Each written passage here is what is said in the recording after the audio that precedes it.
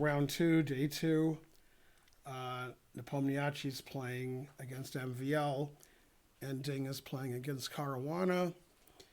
The games aren't in live chess yet, so I might have to use chess 24 again for the first round. They are in events. I guess I could make a scene in events tonight so that when they're not in live, I could go there. If they are in live chess at some point, we'll try to get a clock on the game also. We have something. Karen will see what she can do. And so forth. And so on. Just keep checking and see if it's in live chess. Let's see. I can't check. There it is. Yeah, putting standings up. All right, so one of the games is in live chess. Okay. So I guess they'll put the other one in soon. All right. Yay.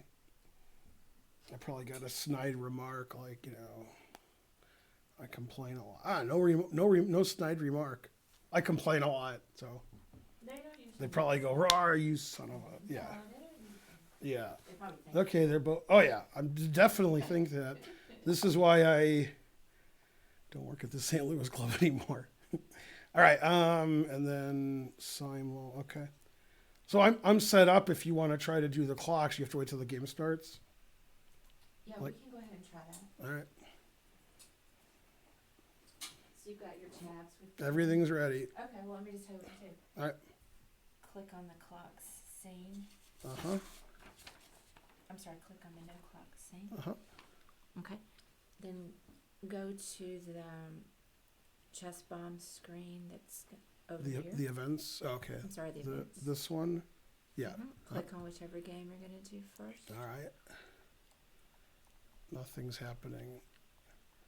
I can't click anywhere. You can't select. No, I can't click any. I can't click anything. Try to refresh it. Yeah, I think it's just because it's been here for like a year. Well, I don't think so because I refreshed it this morning.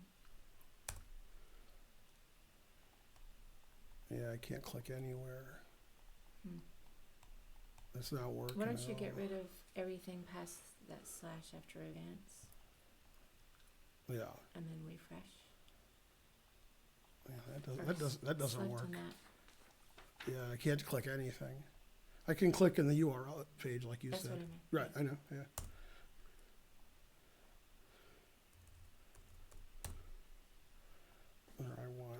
I definitely want events. No. Okay, I would get a new Firefox browser, just Control N. And paste it in there. Onto the address bar. Well, I should have copied it first. Huh? I thought you did. No. Yeah, nothing ever works because it's chess.com. All right. And get rid of that other window. What? I don't know how. I don't know which is which now. I think it was. All right, well, go ahead. All right. There we go. All right. Okay. Then go into live chess and pick the game that corresponds to that. Ding. Yep. Okay, then click on the scene that says with clocks. Okay. See if it works. Looks like it worked. Okay. We'll just see when it starts. It hadn't started yet, right? I don't think so. Okay. Well, we'll just see if it But works. that's has the clocks. It has it. Yeah. That doesn't mean it's going to work. Right. So anyway, you can just try it, and then I can help you change it a few times. It's not hard. It's just a few clicks. Yeah. You can decide if it's worth it or not. So the question is, if I do an analysis move, will it show up on that board? I guess so. So this is the live chess board, and the clocks here are stolen from the other one, right? That's how right. they made the, yeah, okay. Yep. All right. I'll have to refresh could be anyway. that it doesn't align properly. Who did people do? Hoonish 100, oh no 500. I probably have a train now because Hey, boss, Yeah. key farm. I probably have a train going based on that. Yeah, I do have a train. Go Oh, you have a train. train? Yeah. Yay. Okay, so the other clock's working. That says 0 and that says 15:08. What? I don't think that's our clocks. That's the chess.com events clocks. Mm. That clock looks like it's working, and that clock makes no sense. Mm-hmm. So it's close. Well, it's not gonna. What's doing? Yeah, I mean, it's not gonna be perfect Mhm. anyway, because they don't get an exact. Right. Well, that isn't working yet. They don't have 15 minutes. Right. I don't know what they're doing there. Yeah. That one might be right or close. Maybe. So these aren't the actual clocks, and in fact, based on our discussion yesterday, the Chess 24 clocks aren't the actual clocks, are they? I don't think they wasn't sure. are. I heard you guys talking about they're playing on a different server. Yeah, but yeah. So I don't think the Chess 24 clocks are the actual I would clocks. think that they are. That would be pretty lame. That's pretty lame, right? I would think it's pretty lame. Yeah. Um, So we could just try it out and see how it works. If it's better to have these. yeah. So Dinglerin's clock just doesn't do anything, and Fabiano's clock is probably close to accurate. I'm gonna look into it. Close enough. All right, now let's before you leave. I'm not leaving. Yeah, let's do the other game and get the clocks and see what happens. Well, I think you have to change it every time. Right. So tell me what to do, and I'll see if I can. Oh, if okay. if it's not Click on the no clock scene. again. Mhm. Okay. You have to do that every time. All right. Then go to the chess bomb screen, right here, or Mm-hmm. event screen, whatever you want to Go call to the it. other game. Mhm.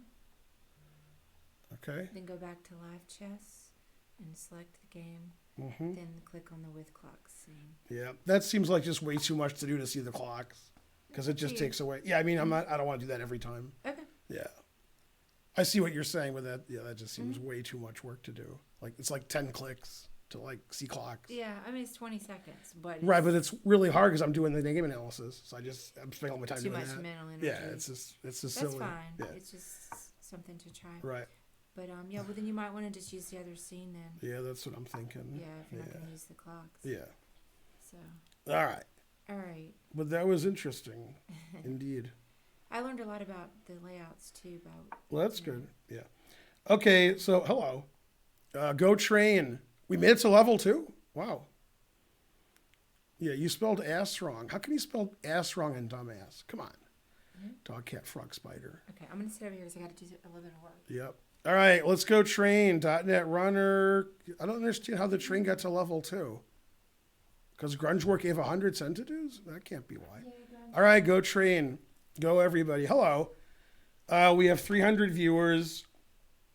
We could use the clocks. The clocks don't work so good, and they're not the actual clocks.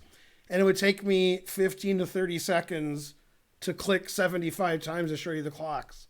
So I don't want to do that. So if you don't see the clocks, go watch the terrible commentators at Chess24. Okay, so Nepomniachtchi is playing MVL, and already MVL is playing the Slav again. So, all right. And Nepomniachtchi is not letting him. So MVL gave up the Grunfeld for this tournament. All right. I've had black in this position. Yeah, knight a3 I'm not super familiar with.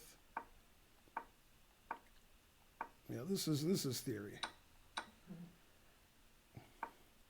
Yeah, this line I don't know, but it looks super duper sharp. It says after bishop f1, white's winning because we're crushing you on f7. It's a good exchange sacrifice since the king can't castle. But this is the engine move, so this must be some theory I don't know. Let's see, something happened. .NET Runner gifted another sub. Thank you. Nick Izemo. Gotta pay the toll. Very good, Nick Izemo. There's a funny video on the internet you can find where Dee and Mac, who are married in real life, sing a duet. And Mac starts singing with the guitar, and he sings pretty good. And then when it's Dee's turn to sing, you know, Caitlin Olsen, she starts to sing, but it's a bird noise instead. So, all right. Okay, that's an interesting move. What?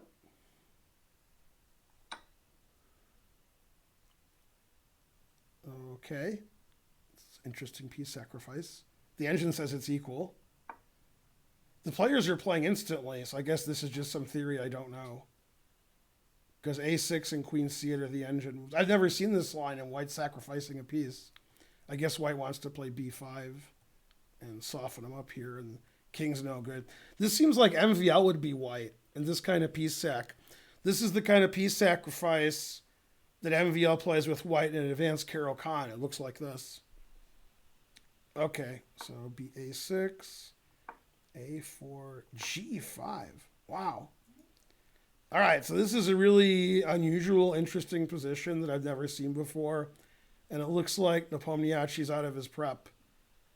Wow, what a crazy position. I would really expect MVL to be white here. But okay, Nepomniachtchi's also crazy. All right, great work. Great support, level 2. Yeah. Okay, and then Dingler white against Fabi. Fabi played knight c6. That's an unusual move at the top level.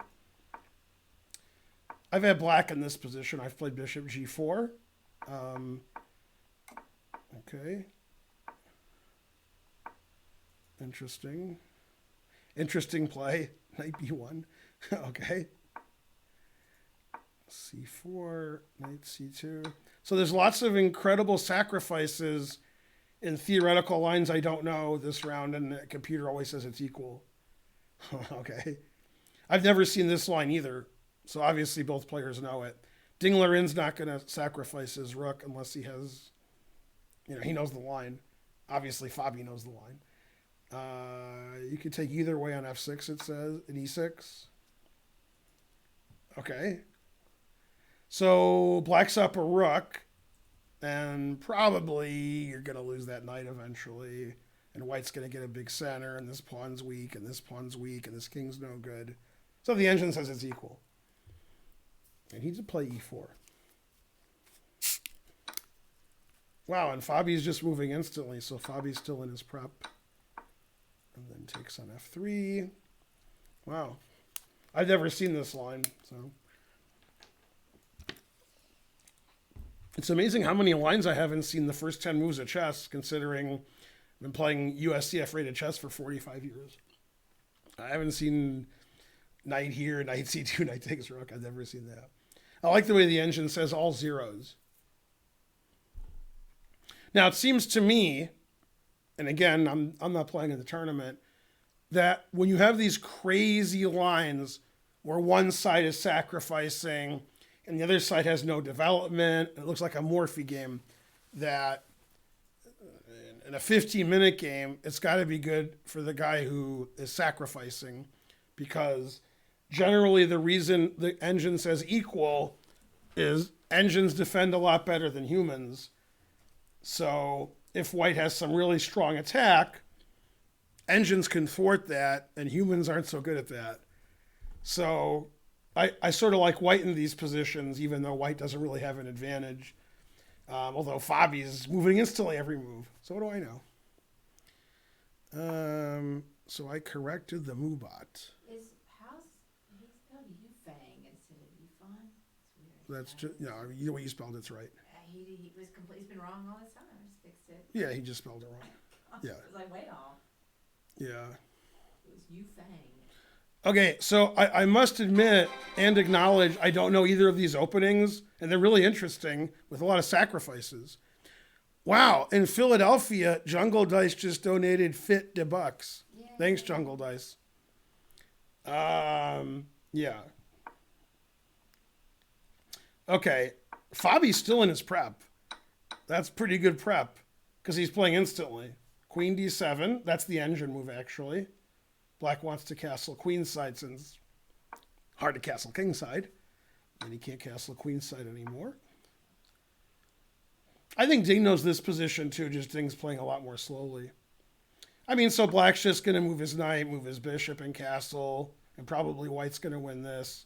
And white's going to be down in exchange, probably for a pawn, but maybe not. And then black's position has all kinds of isolated weak pawns. So the engine says equal. And white has the two bishops. Okay, that's very interesting for us. The other game is just as interesting. a4, g5, wow. Bishop a3, bishop g7. The engine says rook g8 is a move, wow. Rook g8, Jesus. And then knight g6 was played. Engine doesn't like knight g6. The engine likes taking this and then playing b5. Then white has two bishops and a big attack. The reason it doesn't like knight g6 is crazy. The reason is after knight here, it says black's doing great. Obviously, this pawn is under pressure and the rook is under pressure. So you would assume he would take this, but that's terrible. If he does take this and white takes back, wow, he did. That's a very bad move. If he takes this and white takes back, that would be better for white than the engine move of just taking this. However, the engine says instead of taking this and being up a piece and having a horrible position, he should sack the exchange by going here. Notice how the bishop on g7 is open. And then if it goes knight takes h8, bishop takes h8, the engine likes black a lot because white's attack is mainly gone and black has two pieces for a rook. The engine really likes black there, but I don't know why. I like black a little, but the engine really likes black after this move. And it does not like black after that move. It says that that's terrible. Yeah. And what's funny is MVL is the kind of guy to have white in this position. So you would think he would be more afraid with the black pieces of white's possibilities. B5. Yeah, I mean, looks just terrible for black. Yeah, this looks awful. I mean, I can just play slowly here. I can play rook e6 and double rooks. It's not like black is getting out. So white has short-term threats and white has long-term threats. So this is terrible for black. Terrible. Yeah, taking on g6 I think was just bad. Yeah, definitely MVL will want to have white here. This is an MVL kind of position. Okay, he played knight d5, BC, ruining black's pawn structure. And the engine says rook e6 is good and rook ac1 is good. I assume he'll play rook e6. That way he can double rooks on the e-file. I guess this doubles rooks on the e-file, but that takes an extra move. Yeah, rook e6 and then rook ae1. And then white has two bishops. White has a big attack. And the big attack lasts forever. I mean, black's never going to get out. He's not a piece for nothing. I mean, they played rook b1. I guess he wants to go to b7. The engine's not a fan of that move, just queen d7, stopping rook b7, and stopping rook e6. So the engine doesn't like that move. Yeah, queen here stops both rook infiltrations. So queen e8 is also a move, trying to trade queens. Rook b8 is a move. Yeah, I mean, I really like white here. No matter what the engine says, I like white. Taking white. And they've played a lot of moves. Queen e2, bishop e7. Bishop h3 seems a lot more aggressive, attacking this e-pawn. And then you could play rook e1, attacking it again. Sometimes you can play d5. Okay, but Ding was very interested in winning the knight on a1 for some reason. Very interested. So white has a pawn for the exchange. White has two bishops. Black has three isolated pawns. So it's about equal.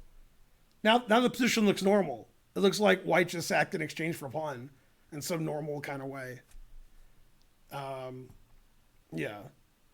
I'd probably take white here because I like bishops. I like when my opponent has three pawns. I like sacking isolated pawns. I like sacking the exchange. So I'll still take white in both games, but the position's about equal. But it's pretty exciting. Yeah. I was complaining, I don't know if it was to you guys or to Karen or like in my own head. I don't like the fact that they show standings when 4 people have played 2 rounds and 4 have played 1 round. But I think they want to show that Magnus is in first, even though he's not, because, it's Magnus's tournament and Chess24 is always hyping him up and he has all the fanboys on Twitter. So I guess the only way he can be in first is if he's played more rounds than the other people. After today, however, he will not be in first. But I guess temporarily he's in some kind of first. All right. So he played Rook Queen D7.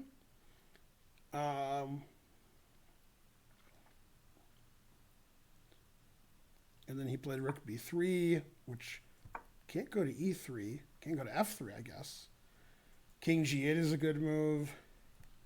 Yeah, I'm not really a fan of this. I don't understand why he didn't double rooks on the E file. That makes more sense to me. That's weird not to double rooks. And black's really solid here because white just like wasted 2 tempi with his rook.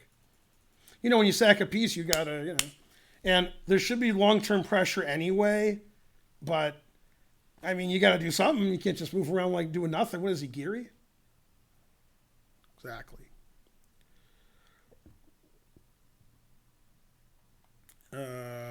Let's see.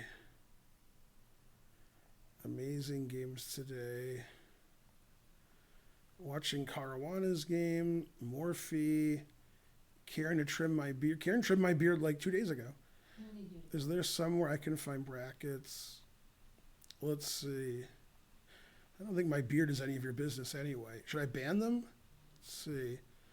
Man, Klaus, 6 month subscriber. Well, I should ban them, but all right. I'll ban them next time they say something. Blah, blah, blah. I'm confused. The only chat I agree with, somebody in the chat said they were confused. Yeah.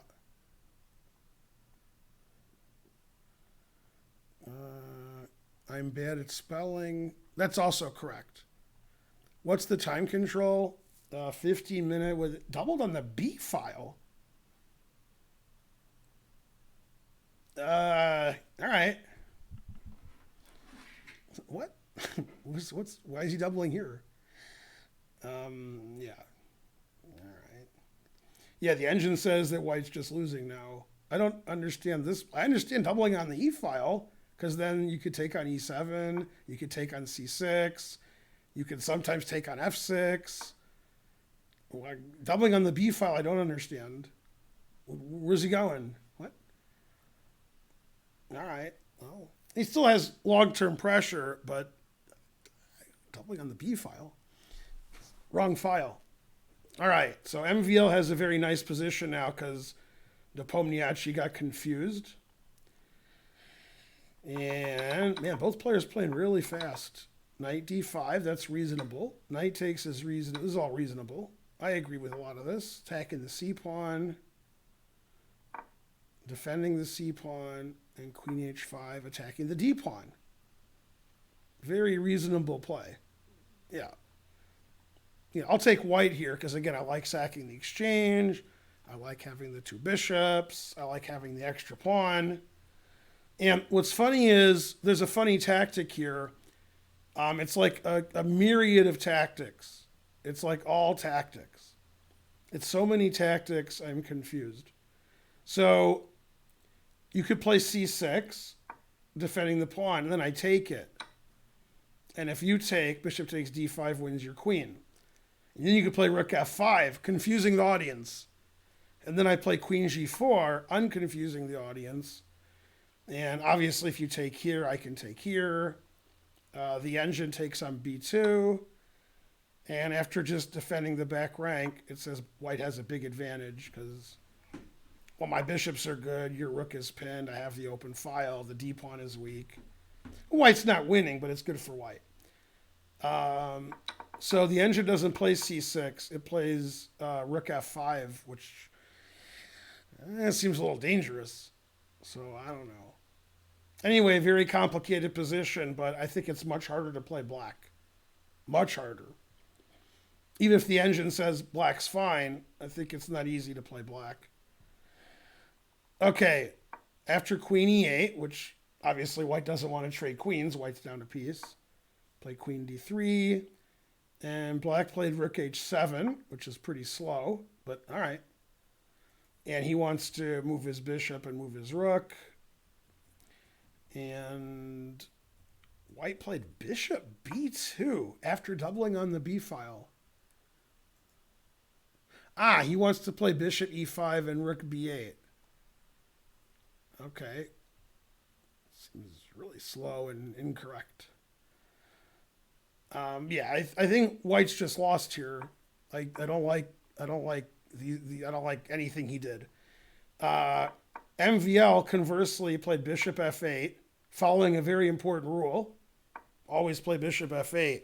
And now Nepomniachtchi plays enough compensation, which of course means the truth hurts, etc. All right. So he played what I expected him to play, Bishop E5. Although now Rook B8 doesn't pin the queen to the king anymore. So that's less of a threat. It's not even a threat.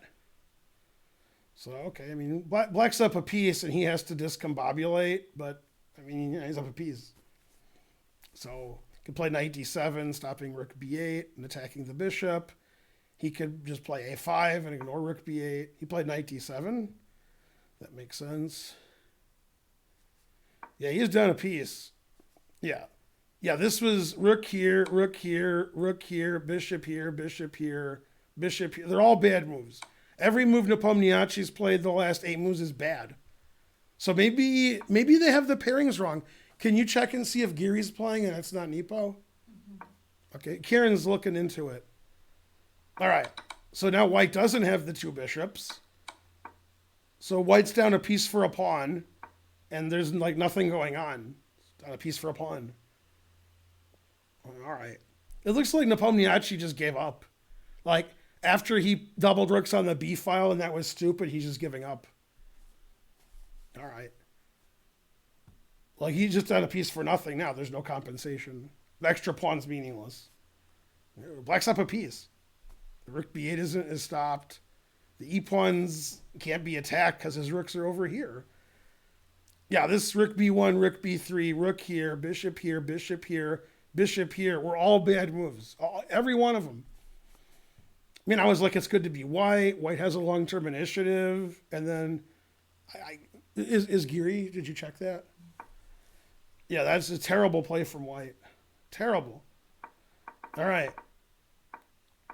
Yeah, basically the COVID-19 has made MVL the best player in the world. If COVID-19 didn't happen, MVL wouldn't have played in the candidates, and this tournament wouldn't exist. So MVL's killing it, right?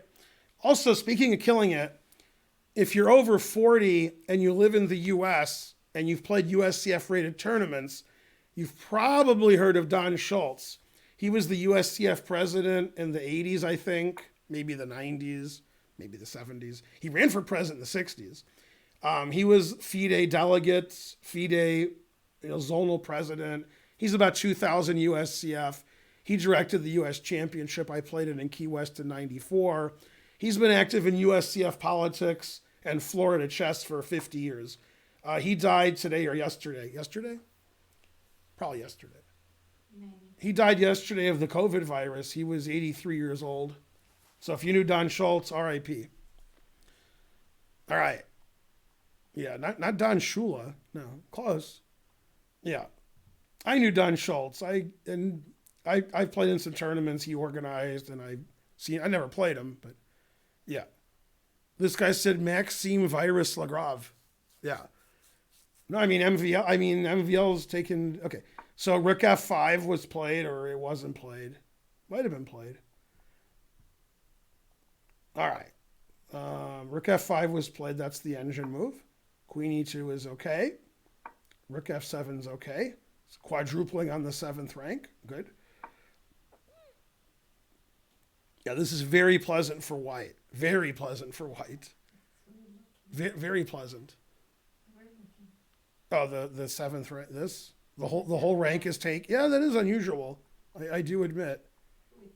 Yeah, Fabi's pretty fashionable. Yeah, yeah. This is a very nice position for White because the black rooks are useless. So, anybody wants to have White in this position. Any super grandmaster wants to have White here. Okay, C6, Bishop F3. I mean, White's not in a hurry because Black doesn't have a lot of counterplay. So if the queen moves, Bishop here wins the exchange. So Fabi prepared this little trick. It's not really a trick. It's just a simple trick. What cartoon is that? I think it's Simpsons. Pretty sure it's Simpsons. All right, bishop takes, rook takes, bishop takes, rook takes, bishop takes, king f8, and I assume bishop e3 is coming. The engine says rook here is equal. I guess after you take this, the bishop defends here. But I don't know. I mean, this is attacked and this is attacked, so I'd play bishop e3. And then this bishop defends this. This bishop defends these two. And white has 2 pawns for an exchange, and white's trying to come in here. And white's king is pretty safe. Black's bishop is pretty ineffectual. I think after here, Fabi has to put a rook on c2 and stop white from infiltrating. So I guess a draw is the most likely result, but obviously white's better. Okay, and then I don't know if Nepomniachtchi's resigned yet. He's down a piece. I don't know. Like for nothing, just down a piece. Yeah, so I guess he resigned here. It says black's +6. That was a terrible game from Nepomniachtchi. He had good compensation for a piece, and then he played terribly. I'm really pretty sure it was Geary playing white. Yeah. This is funny. He's allowing white to do this, and then white's out of gas. Now black's going to checkmate white. The truth hurts. Yeah. That's the end of that. So, too bad. A very good game from MVL after the opening. I wouldn't have played that opening again, but... All right. And then, wow, Ding did not play bishop e3, the safe move. He let him play rook takes f2. Wow. What's funny is the engine says everything draws. Rook takes, rook c2, bishop d4. It says all moves draw for Fabi. That was nice that Fabi let him win all these pawns because Fabi got his rooks active. You have to get your rooks active. It's very important. Otherwise, the extra exchange means nothing. Yeah. Now the game's going to end in perpetual check with bishop d6 and bishop c6, and the rook's going to check. With where my finger's going, see? Yeah. So the game's going to end in a draw now. Pretty well played game. Fabi defended well, but he was worse. But Ding sort of gearied it up there at the end. Instead of having a better position, he played for a draw. Okay, very Geary-esque. So they'll either agree to a draw. So the round's over. This is a dead draw, and the other game, MVL is going to win. Like both games can end in like 2 seconds. White could play for a win by walking his king up and giving all his pawns away and trying to mate him, but no. Nah, man. He can do it, but it's not going to work. All right, did he resign yet? Okay, he didn't resign. He played queen e4. Even better than resigning. And everything wins. Rook f1 wins, knight f6 wins, rook f6 wins. Black's up a piece. And I assume that they're going to draw by doing this. Check, check, check, check, check, check, check, check, check. Etc. Mainly etc. And the game ended here in a draw. A funny checkmate for you checkmate aficionados. In this position, we move our rook to the side, somewhere here. Check, and then we got mate. So he can't go to b8, and he can't go to e8 because he also gets checkmated. So in the end, Fabiano had to, they had to repeat the 2 squares they were repeating on. All right, well, not that, but yeah. So the game ended, I guess. Yeah, this is how the game ended. All right, and they agreed to a draw. And then after queen e4, knight f6 is one of the good moves. Queen c4. Surprisingly, the engine move is knight d5, which I don't quite understand. Oh, because the rook on b1 isn't protected. Ah, see, when the queen was on e4, it was protecting the rook. So after knight d5, if you take it, now the rook's not protected. You can't take because a queen takes. And after here, I can just take your rook. And I'm up a rook. And then rook takes d2 wins, knight g4 wins, everything wins because black's up a knight for nothing. I assume he'll play rook takes d2 since his rook is hanging. But he's MVL. He likes to play tricky, so he might play one of the trickier moves. Okay, he played rook f3, which is fine. Nothing wrong with that. And black's just up a piece. And the rook is pinned. And he's tripled on the f file, has an extra knight, stacks paper to the ceiling, changed his name to, Virus Lagrave, etc. Mainly, etc.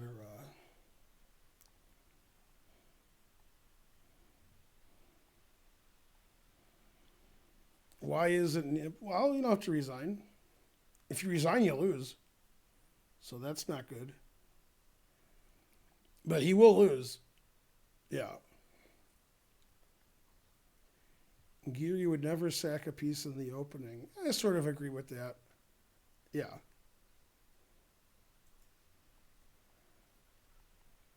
Yeah, Nepomniachtchi does play whatever the name of that game is online, Hearthstone or whatever.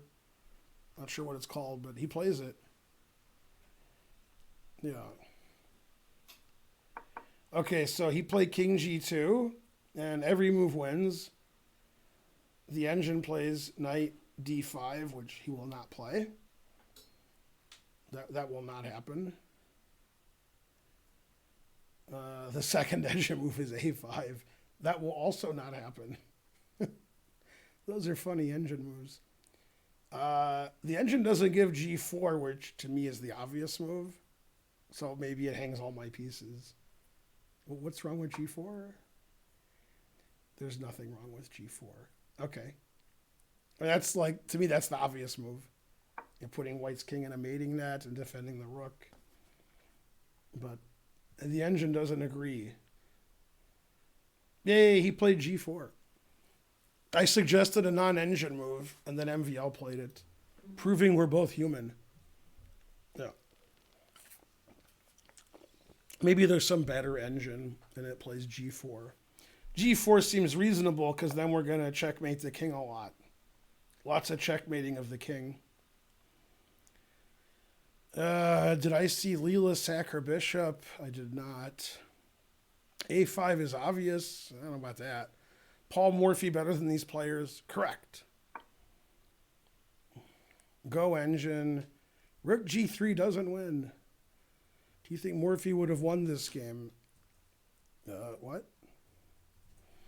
Okay, he doubled up on the bubble up. Okay, no threats. The engine says Rook D8 is the best move. I guess Rook takes D2 is annoying. H5 is the second best. A5 is third. He played King H8, putting it in H. Okay, that's probably not a move I would have considered.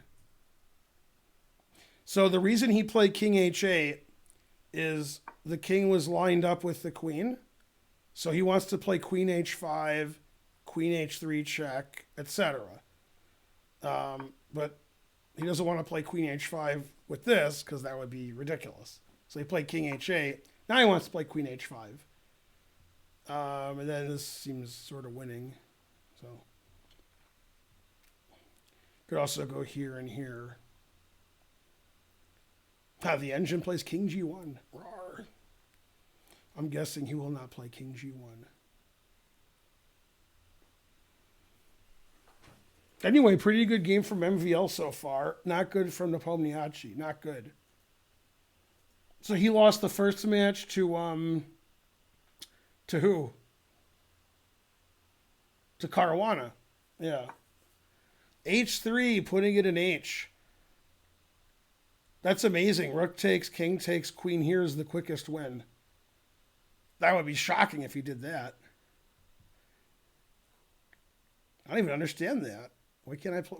Why is this the quickest win? Why can't I take this? It says white's winning there. What's going on here? Oh. Knight e4 check, not queen h5. And then we mate the king. Oh, he might do it then. Yeah, he'll see that. Yeah, then we have queen here check and queen here check and mate and mate. Yeah, mate. Yeah.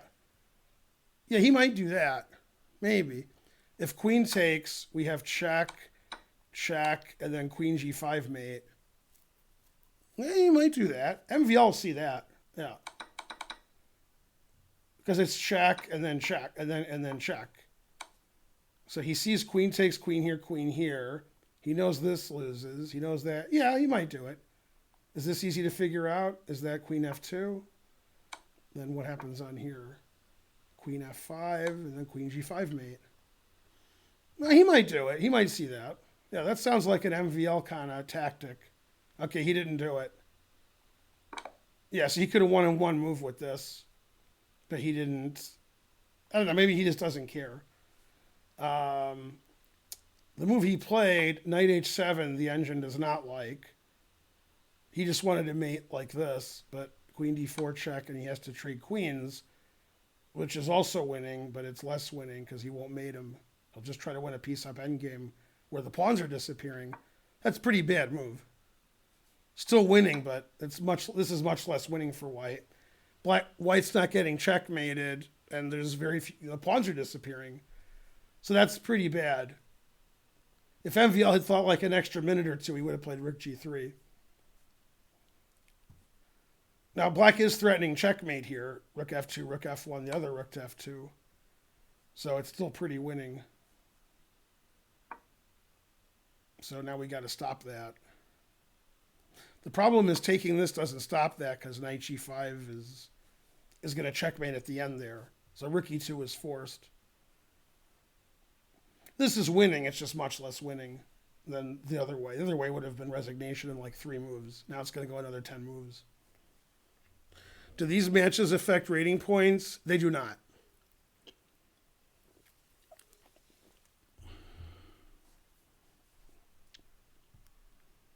Less winning than checkmate? Yes. Magnus will win anyway. He'll reign for some time. Wow. All right. Terrible chat as usual.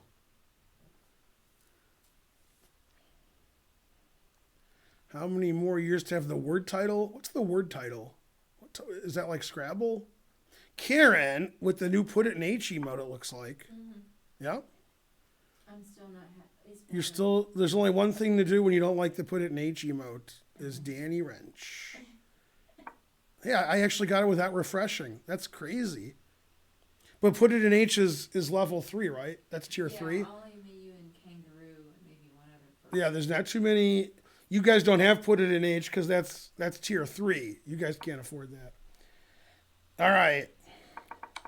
What did I miss? I'm going to tweak it one more time. Takes. There.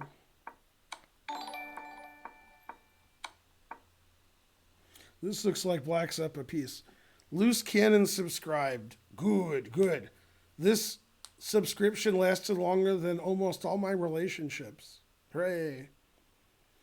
Have you ever tried Perrier and juice? Sip it on Perrier and juice. Laid back. With my mind on my money. And my money on my mind. Who sings it? Well, Snoop, obviously. Frankly. And Dr. Dre. That's right. Phil Collins is also correct. Yeah. Who's worse, Phil Collins or Hitler? Now, I want to remind you, yesterday was Hitler's birthday when you answered the question. All right. Obviously what? Phil Collins? What's happening here? Why isn't White resigning? Go Nepo.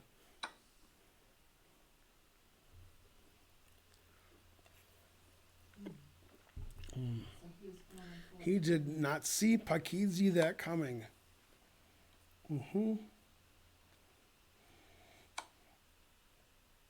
He walked into mate, but he sort of did it on purpose. Yeah, he didn't want to play anymore.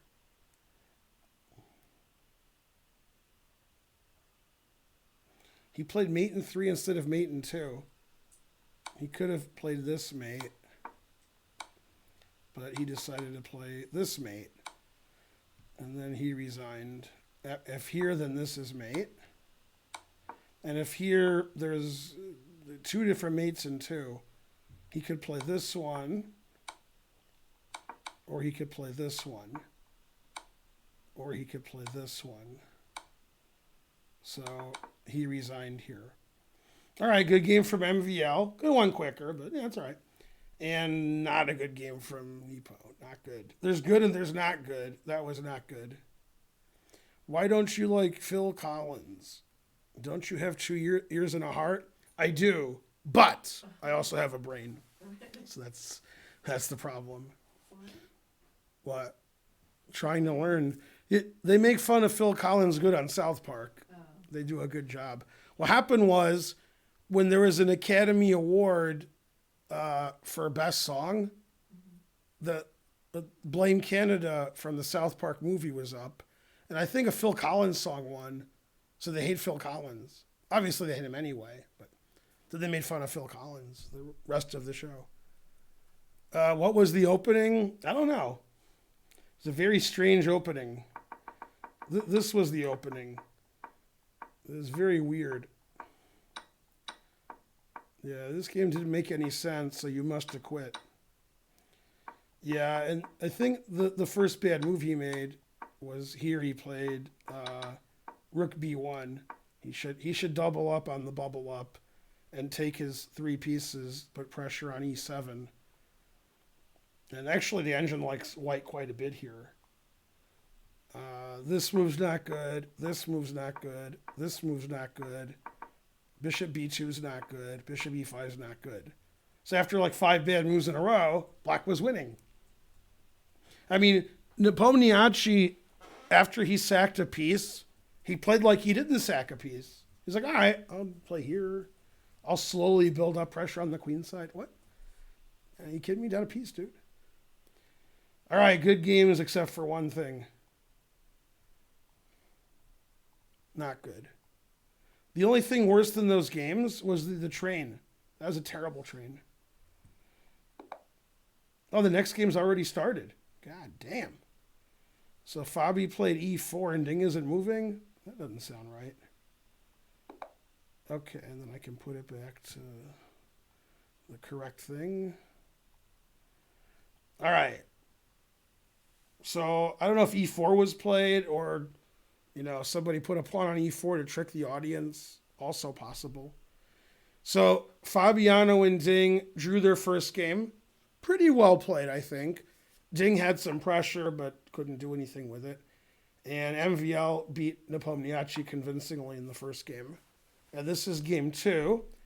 Usually there's a 5 or 10 minute break between games, so I think the other game is going to start later. Ding's playing the Najdorf.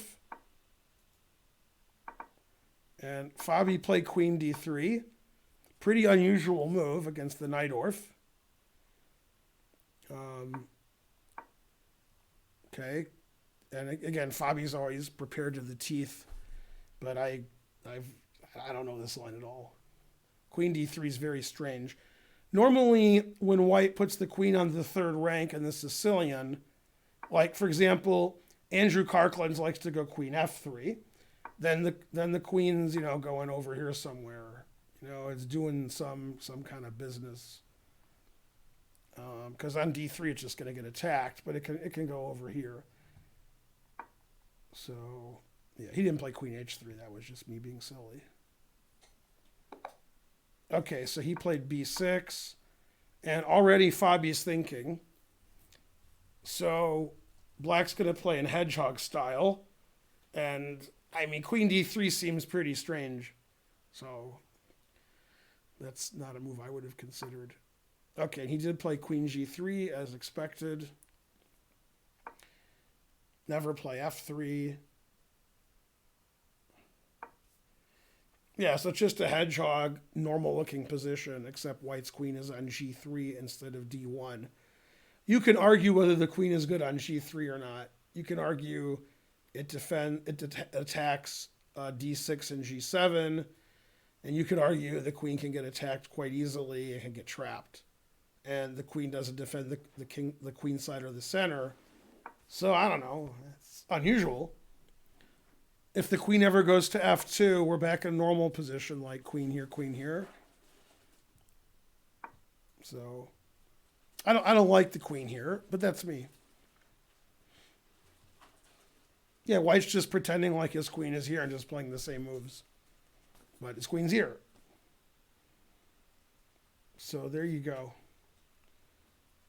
We got all unusual openings in all the games. Good, good. Buy merch.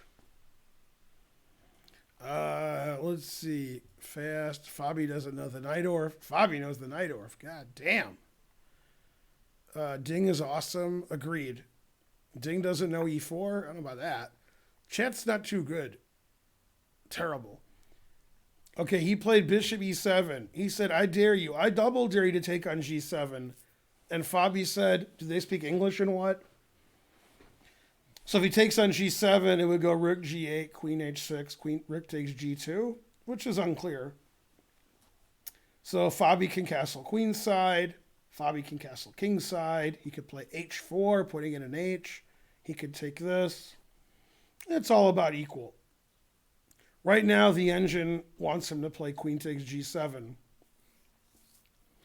I mean, if you're going to play queen g3 and the guy's going to ignore you with bishop e7, you should probably take on g7. That's right. The big kahuna burger. That's right. Castles. All right. And then black will castle. And he did. And then Fabi put it in H. Yeah, if this queen was here, this would look completely normal. If you were watching the game now, you just tuned in, you probably think like Fabi played queen e1, queen g3, when in fact he played queen d3, queen g3 much earlier, confusing the audience. This is just a normal hedgehog position where white's queen is on g3, and you could argue whether that's good or bad. I'm going to argue it's bad. I don't like the queen on g3. This seems like a good hedgehog for black. Why is it called the hedgehog? Because it looks like a hedgehog. Exactly.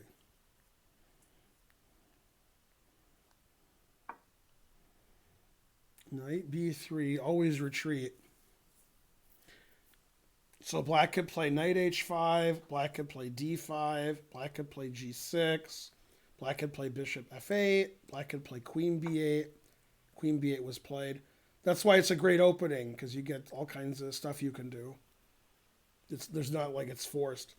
See, white has to always be careful that black's going to play either b5 or d5 advantageously.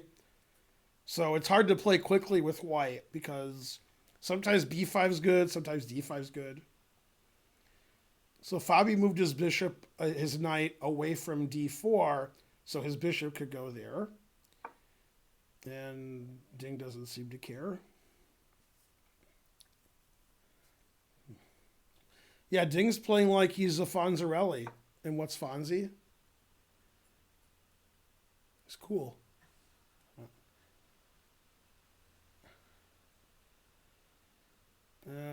Bishop h6 equals 1200 rated move. Let's see. What do you mean, like in this position? Oh, bishop h6 here? That's possible. Yeah. It's not good. It's possible. The engine says every move is all zeros. All right. It isn't super exciting yet, but it will be. Okay, no moves in the other game. Andrea Botez beat Stockfish. Did she wake up and apologize? Yeah, I was invited to the tournament, but I declined so I could give commentary to you guys.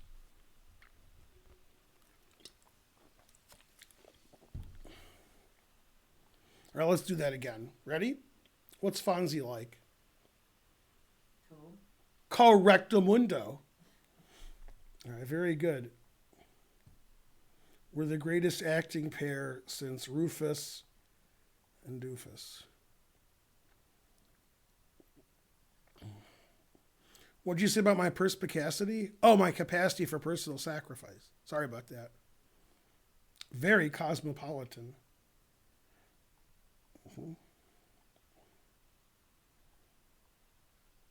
Which character in Tombstone said Tombstone was very cosmopolitan? I haven't seen that movie. Doc Holliday. The mayor was explaining how great the city was, and while he explained it, this guy's like 30 feet away started shooting each other. And then he says, yes, very cosmopolitan. He got him good. How much worse are you than these guys? Much worse. It's like George and Ted Danson. You're worse. Much worse. Yeah. I'm about 300 points worse. It's pretty worse. All right, what happened here? They played knight h5, and Fabi's really good, so he moved his queen away. Now, if he plays queen g4, they could always repeat and draw. And after queen f2, he's giving away the f4 square. So black can sacrifice a pawn with knight f4, which he did. And the only way to punish that is to take that pawn. And then black gets the two bishops. What else?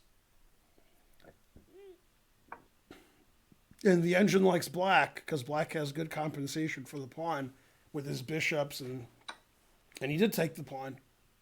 Good, good. Yeah, so black's going to have the dark squares and a good knight on f4 and open files. And it's very similar to the Geary game yesterday with Nakamura in those respects. Two bishops for black, dark squares, down a pawn, good compensation. If he wants to, he could take both bishops. God damn. All right, and they played a French defense, which Nepomniachtchi likes to do. And they hurried up in their theory. Okay, this is all of Nepo's games. This is his game with Caruana from 3 days ago, 2 days ago, whenever it was. This is still his game. Now, against Caruana, Nepo took on d4 in round 1. And then it went queen g7 and queen h6, and he took on e5 and so forth. So now he decided to play rook g8. Bishop b5 check. Bishop d3. If you don't play bishop d3, c4 could trap your bishop. Bishop a6. Both sides are playing pretty quickly. So they must be in their prep.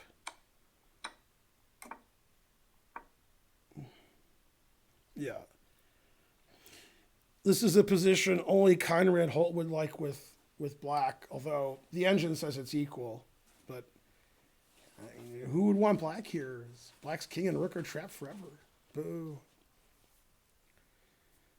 The engine says it's equal, but I mean, I don't know. It looks like white just wins by force. You play knight g3 and play f4, f5. If I was playing like a 1 minute game or a 5 minute game, I would play knight g3, f4, f5, and I would win. But the engine says everything's fine. So what do I know? Rook d1. Wow, queen b1 instantly. Playing so quickly. So he wants to get the b file. So he played rook d1, rook d2, rook b2, etc. Mainly etc. Yeah, I mean, this is just, to me, this is terrible for black.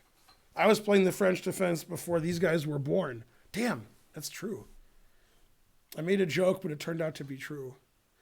And I had black in these positions, and I was always crying. Then I stopped playing the French. And black has no space. Black's king and rook are no good. And the engine says that that's terrible. It's rook b2. And then, terrible position for black. All right. Well, what are you going to do? Sometimes you lose all your games. Okay, he took on d3. C takes is very, very, very dangerous because the knight's not defended. So almost loses. It's so bad. It actually does lose. Yeah. So he took with the rook. Makes more sense anyway. And then knight e5 is fine. Rook d1 is fine. Knight c4 is fine. And the engine says black is a little bit better. Black has 2 bishops. Black has open files. Black has all the dark squares. White played f3, which isn't good. So, very good position for black. There's a tactical trick, which black may play this game, where you take on b2 and the rook is attacking c3. He could do it now or later. Or he could get the 2 bishops for the 2 knights. He could play d5, opening the center. He could play bishop a8, attacking everything on the b file. Very good position for black. Okay, MVL's playing great. Rook b2 is great.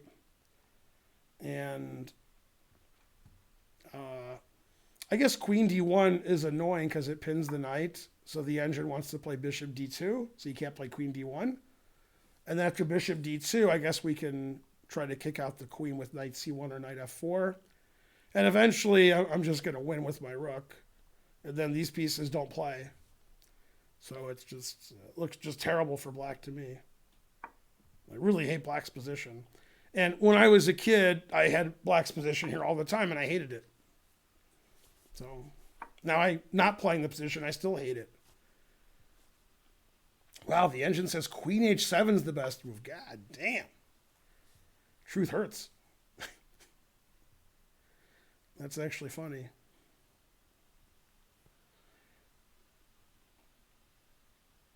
Yeah, I mean, white has more space. White's rook is better than black's rook. White's king is safer than black's king. Knight's blocking the king from getting out. It's just awful. Okay, everybody's playing knight c1. So he didn't play bishop a8. He played bishop c6 with the same kind of idea. Bishop d4, queen b4, and, you know, black's just playing to get active play. And then Fabi played the very nice knight c1, probably overlooked by Ding, because knight c1 looks sort of silly. But, you know, the knight wants to go to d3 and kick the queen out. Okay, so he played queen b7. So this bishop c6, queen b4, that wasn't very accurate. So now the engine likes white again because black's playing sort of wishy-washy. And white is up a pawn. But black does have permanent compensation with his bishops and his nice knight. So it's still fine for black. But Fabi's escaping to a reasonable position. Unlike Nepomniachtchi, whose position sucks. Let's see, wants to be in my club. Man, MVL's pretty good. Who would have thunk it? Yeah, MVL did beat Nepomniachtchi in a Winnow French. That's correct. In the candidates. Bishop takes e4 a few moves ago. As long as it's a few moves ago. Luckily, I know exactly what you mean. You mean in this position because you want to attack this. So that's what you mean. Yeah. Unfortunately, I have a winning Zwischenzug with bishop a7, and then you resign. Yeah, lucky for you, this stuff don't wake. All right. So, in the spirit of Yasser Seirawan, not sure if that's good, black pushed him, baby. e5 and d5.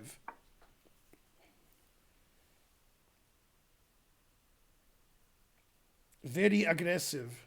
Check, check, check. Ding has alligator blood. What movie, Karen?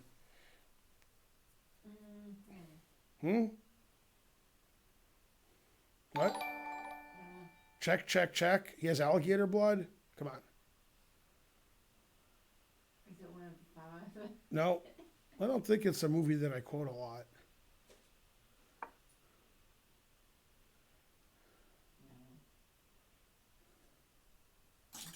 What? I don't know. Let's see. Bean the cat got it first. Rounders. Yeah. Let's see what happened. Faleski subscribed. Good, good. Ding is a good snooker player, except not that Ding. Right. Crocodile Dundee, too. Blazing Saddles with saddle spelled incorrectly. I don't understand D5. Well, that unleashes the latent potential of the bishop. It threatens to take. It threatens D4. That's the move that you want to play in the Sicilian. You want to do the 1-2 punch. Yeah. All right. And then probably some moves were made, but I was waxing idiotic. So he took on D5, bishop D5, and then bishop C5. Yeah, bishop C5 is the engine move. I mean, I would take that without thinking, which is also okay. But bishop C5 is good. If white trades all the pieces off, he'll be up a pawn. And since he's not geary, he'll probably win. But black has great compensation because this pawn structure is so stupid. That's why you never play F3. You weaken all the squares. And then his pawn structure is ridiculous. He wants to trade dark squared bishops because white's dark squares are very weak. So if he gets rid of the dark square bishop, good, good. All right, let's see if MVL won yet. Bishop D2, King E8, setting up for the next game. So Nepo's plan here is pretty obvious, but I want to explain it to you anyway, just in case. Just in case. He wants to play rook H8 and then castle. That's a pretty obvious plan. Okay, he played knife F4, queen E4, and then he never played F3. F3 is okay, but A4 is better. Queen H7, A4, A5. And it's almost resignable. Knight A8 is the only move. Yeah, it's close to resignable. Close. So white's plan is to put the rook here, to put the bishop on this long diagonal, to put the king on H2 so it's safe. And I mean, the black's position is just absurd, right? And the engine only says white has like a clear advantage, not winning. Yeah. The thing is, like, nobody on earth would want to have black's position here, no matter what the engine says. And yet, Nepomniachtchi's playing this every game. And the other grandmasters just point and laugh at him. I mean, not a lot of grandmasters are having black in a Winnow French. Maybe like out of the 1,600 on earth, maybe 4. That's just not, I mean, you know, in the 1960s, 70s, and 80s, sure, but not now. Because, you know, white just keeps getting these great positions. What's funny is one of the main practitioners of the French in the 70s, 80s, and 90s was the American player. 70s, 80s, and 90s. Yeah. What? I don't know. But Karen, it went E2, E4, E7. Yeah, Yasser. And Yasser's like, yeah, the Winnow loses for black. Yasser hates the Winnow for black. Oh. Yeah. Started playing the Carol Khan. And also, that's what what's-his-name did. Varakobian. He played the French every game. He lost every game. Then started playing the Carol Khan. And truth hurts. All right, the engine says black is fine, but wow. I wish you could have seen what just happened on my screen. Like, it went all crazy. It does that sometimes. My stream goes nuts, where it's like bars and stuff, and it's, yeah. That's awesome.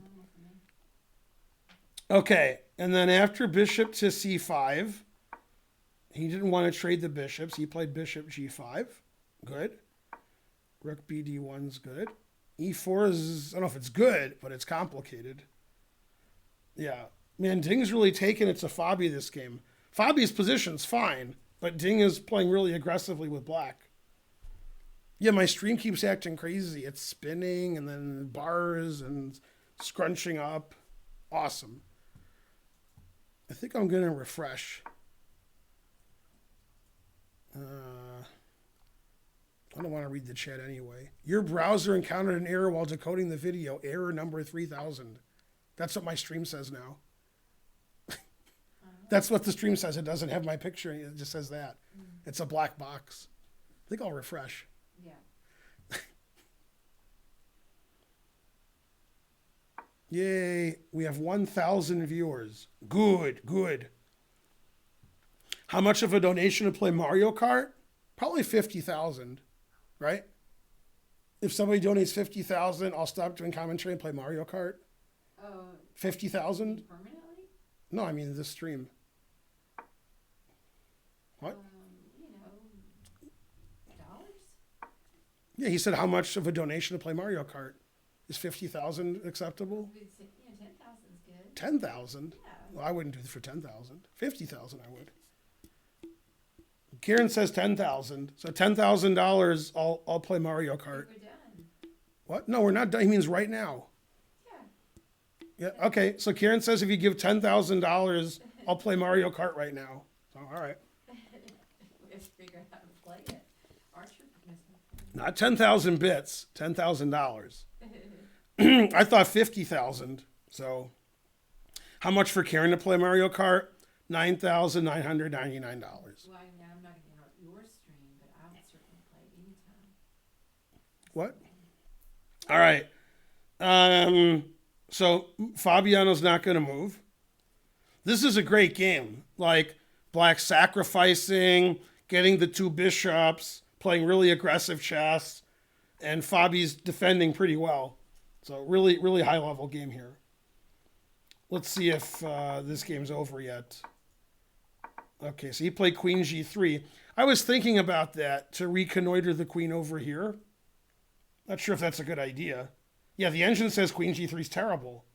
I knew if I was thinking about it, it probably wasn't good. Yeah. Yeah, the engine says what MVL's doing is terrible. It looks great to me. So, like, I don't blame him.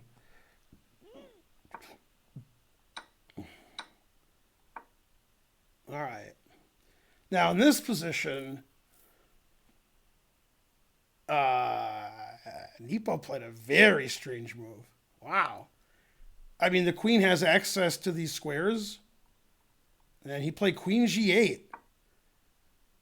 Wow. And the engine says that's okay. It says there's nothing wrong with that move. So the engine really dislikes this idea. I liked it, so I guess that's why the engine doesn't like it.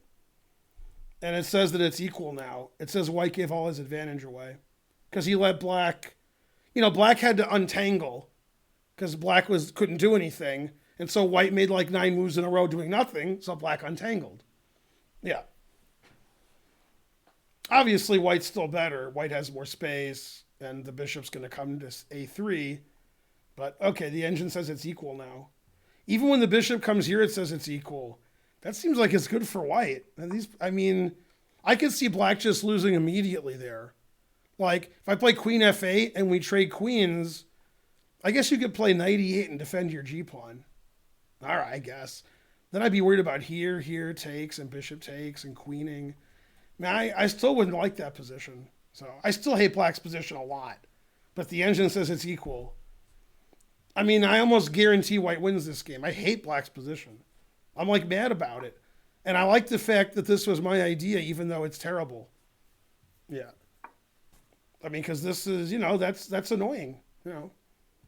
The white's position's got everything's perfect. King is safe. Queen is active.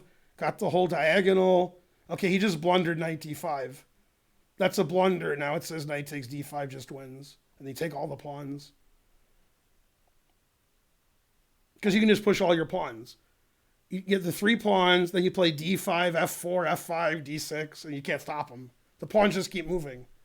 There's nothing. Black is like this. So the only way to get an advantage is to go here. But that's an MVL kind of move, sacking a piece and getting all these strong pawns. So if he does that, he should probably win. All right, this game had lots of trades. Takes, rook e1. The engine says that's terrible. It says he should just take this. And I'm sort of confused. Yeah, the players just misunderstood the position. This is a pretty obvious move. because it's a skewer. So you have to take the bishop. You can't play g3, it's pinned. And then takes, and then takes, and then takes. And then materially this is like sort of equal, but white's king is not good. So it says like everything wins. Knight d2 is winning, rook e6 is winning, rook c6 is winning, and the king is just way too exposed. Like rook g6 check is mate. King f2, queen g2 mate. I guess the players thought 2 pieces for a rook. I don't know. And the engine just says white resigns. Like here resigns. And there's no variations. There's nothing to look at. Like this is a skewer. So you have to take this. And then you have to play the only legal move. And then you have to take this. And then white resigns. So yeah, this is, I mean, knight takes b2 is coming, rook c6 check is coming, and this king is just permanently exposed. The king is just terrible.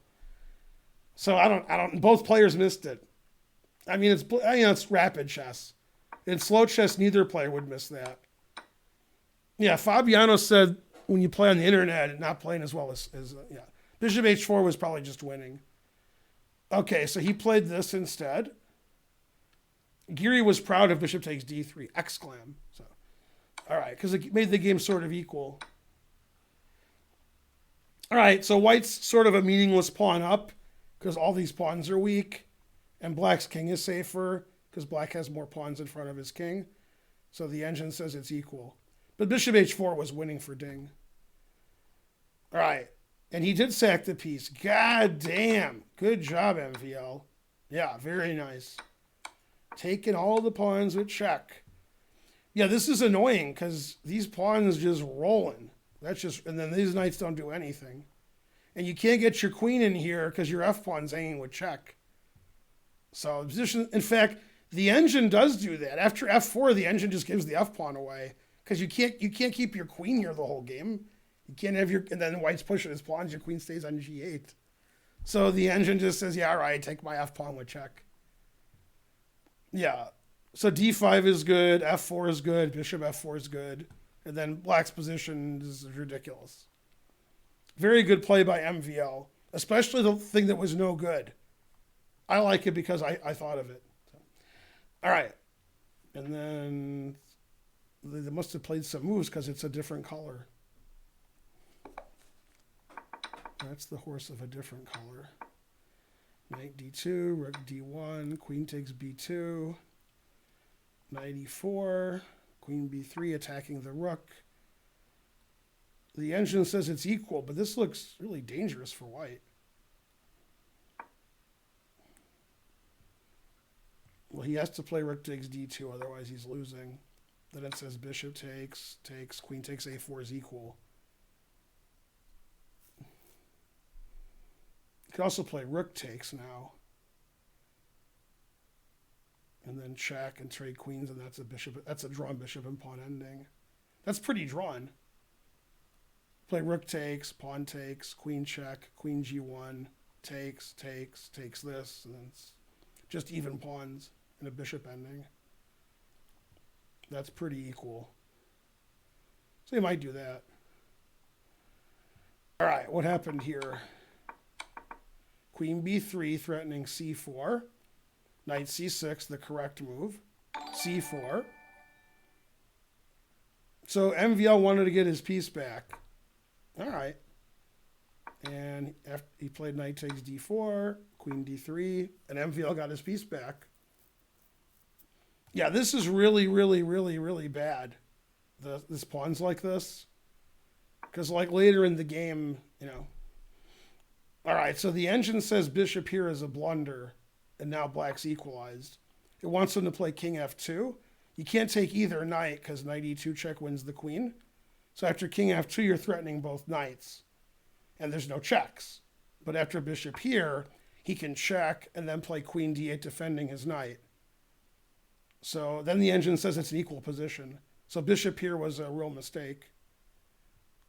It's possible MVL missed knight c3 and got flustered. Maybe. But after king f2, he's still winning. But he played here, which allows a check. So he could play knight here, check, and then defend his knight, and he's up a piece still. His knights are all pinned and can't move, and he's down 2 pawns, so it's still a draw, but MVL threw all his advantage away.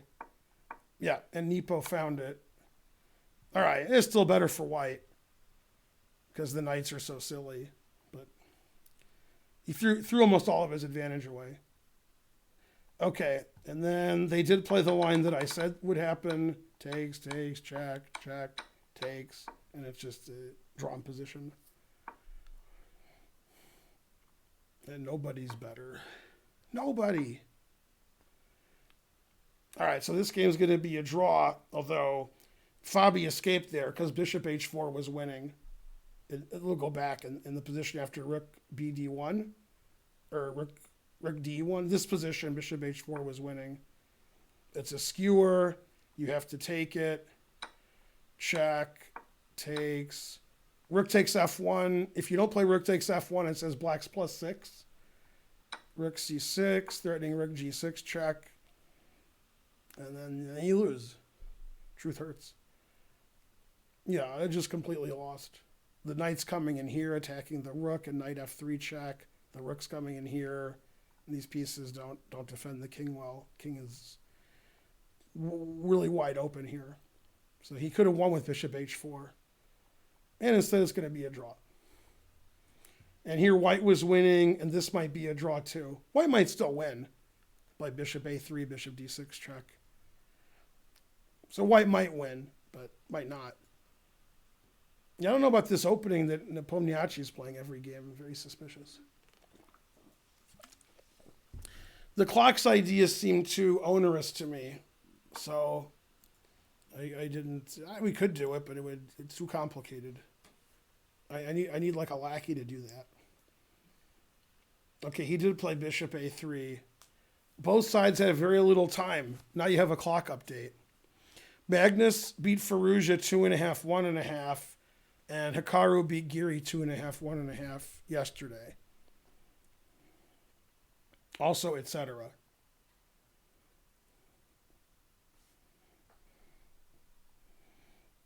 And I guess they made some more moves this game. So he played bishop f4, h3.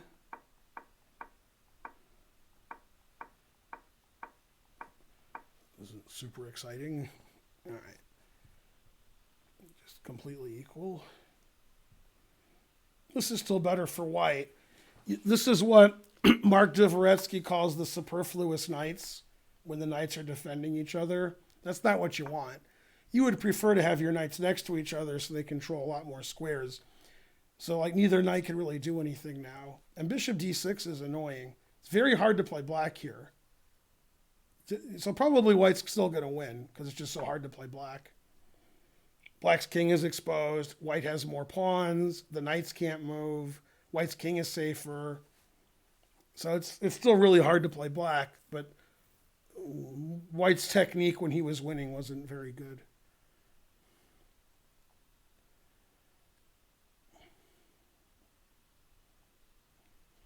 Well, you can't say what the score would have been if not blunders. If nobody blunders and it's 4 draws avalanche. That was game 2. So it would have been 2-0 at that point if Magnus had not played rook d2 and played a stronger move. But, people blunder. That's what happens. Maxime missed king f2? Probably. Okay, queen g5 was the best move according to the engine. And then bishop d6 is the best move. King d7 is the best move. Queen b7 is okay. I think the engine prefers g4, Matt Larson style. Yeah, the engine actually doesn't like queen b7 check. King e8. Yeah, it really wanted to play g4, defending the h-pawn and making the king safer. All right. And this game is just dead draw. They'll agree to a draw any second in this game. This game is really interesting. All 3 results are possible, and I predict, it's an unusual prediction, that all 3 results will happen. Mate in 143 moves. Dang, you win again.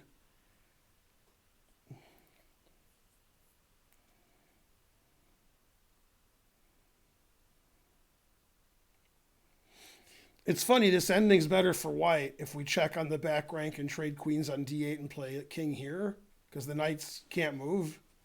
So that ending is still better for white, even though black's up a piece. Because I'll play king e3 and try to play bishop c5 at the right moment. That might actually happen. Okay, so he played check. Nepomniachtchi played the engine move, queen d8. Takes, king e3. This is better for white. The engine says it's a draw, but it's hard for black to draw. I think it's easy for white to draw. White has extra pawns, and black can't move either knight. So it's good to have white here. Also, if white keeps making mistake after mistake, like Geary would do, still probably draw anyway, because the two knights never win. So it should be a draw if both sides play perfectly, but it's much easier to play white. And I'm not sure why they're still playing this game. I'm not sure which side's trying to win. I don't know. This is completely drawn. Neither side could ever win ever. Ever. Rawr. I guess he can checkmate himself. He could have played like king here, king here, king here, bishop c7 mate. That would have been funny. Yeah. I'll show you guys that. He could have attacked the pawn. And then he's like, yay, I'm winning. And then mate. Well, it's not mate. I go here. Man, I couldn't even mate myself. Still losing, but I thought it was mate. I know when it's mate. No. Okay, he played the best move, king d7. And the engine says it's a draw. Although white's better. And this is just completely drawn.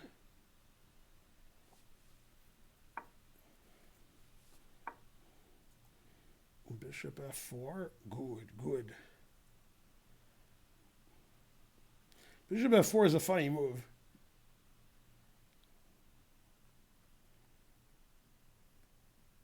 It's funny, this king and pawn ending, you know, you don't take this pawn because then he queens would check. So you play king d4. And then some move. I don't know. Oh, that's actually bad, it says.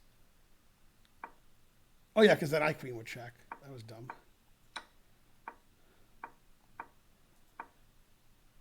Yeah, and then queen, queen. And then e5 check is a draw. That's the only move that draws. And then e6, and this is a draw. Both sides have a passed pawn. White's is a little further advanced. Black has an extra one.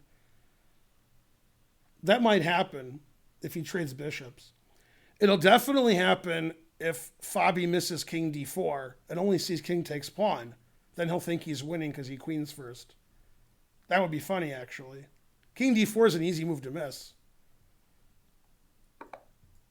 So he's thinking now. Because that variation I showed you, if I take the pawn, then I queen would check. So, but if you don't take the pawn, then it seems like black's better because black's going to win the h-pawn and have a passed h-pawn. But it's all still a draw. It's funny. So, let's see here. What's happening? g4, g6,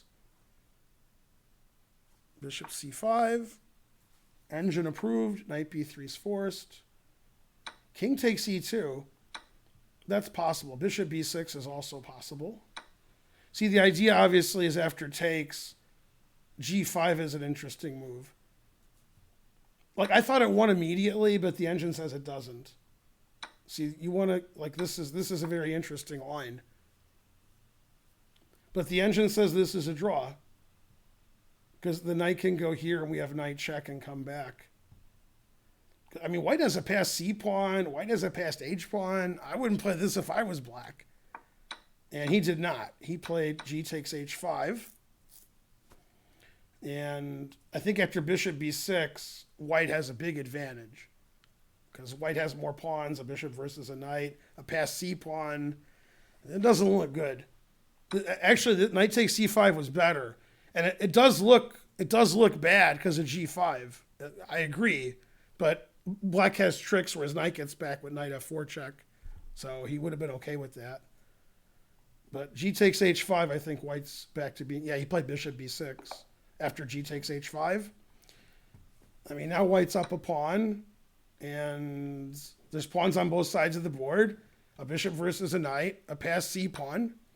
So probably winning for white. Probably. Yeah.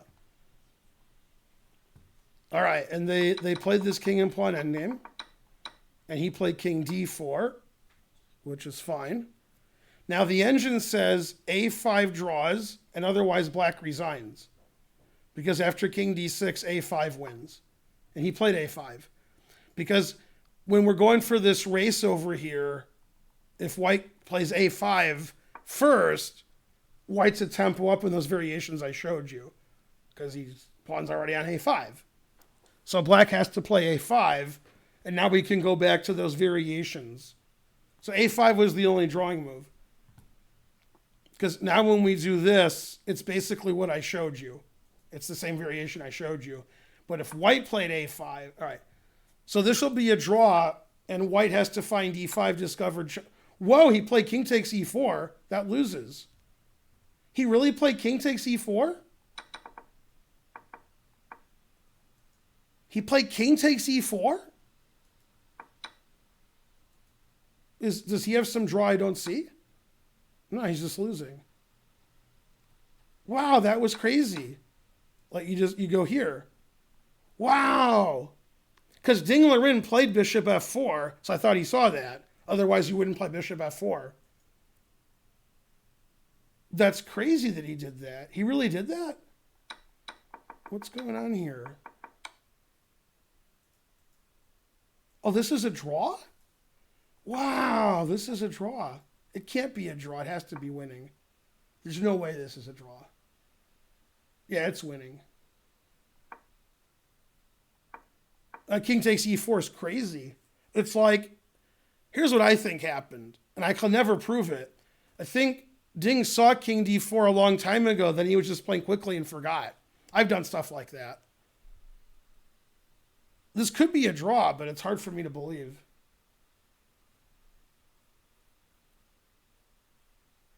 King, check.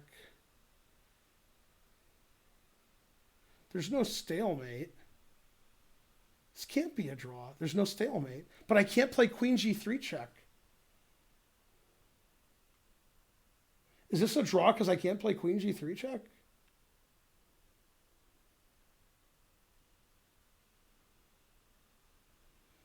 Because I can win the f6 pawn now. I can play queen g7 check and take the f6 pawn.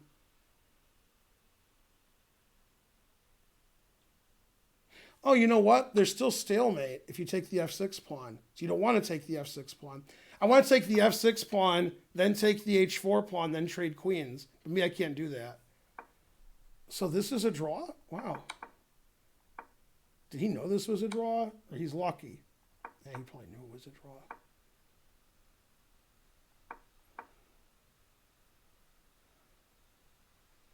Queen g4. Oh, this is a draw. Did he know this was a draw? I guess he knew this was a draw. I don't know how you can know this is a draw, because this is in theory. So I don't know how you, I mean, it would be better. It would be better to play the other way. Then black's probably better. Wow, that's crazy. King takes.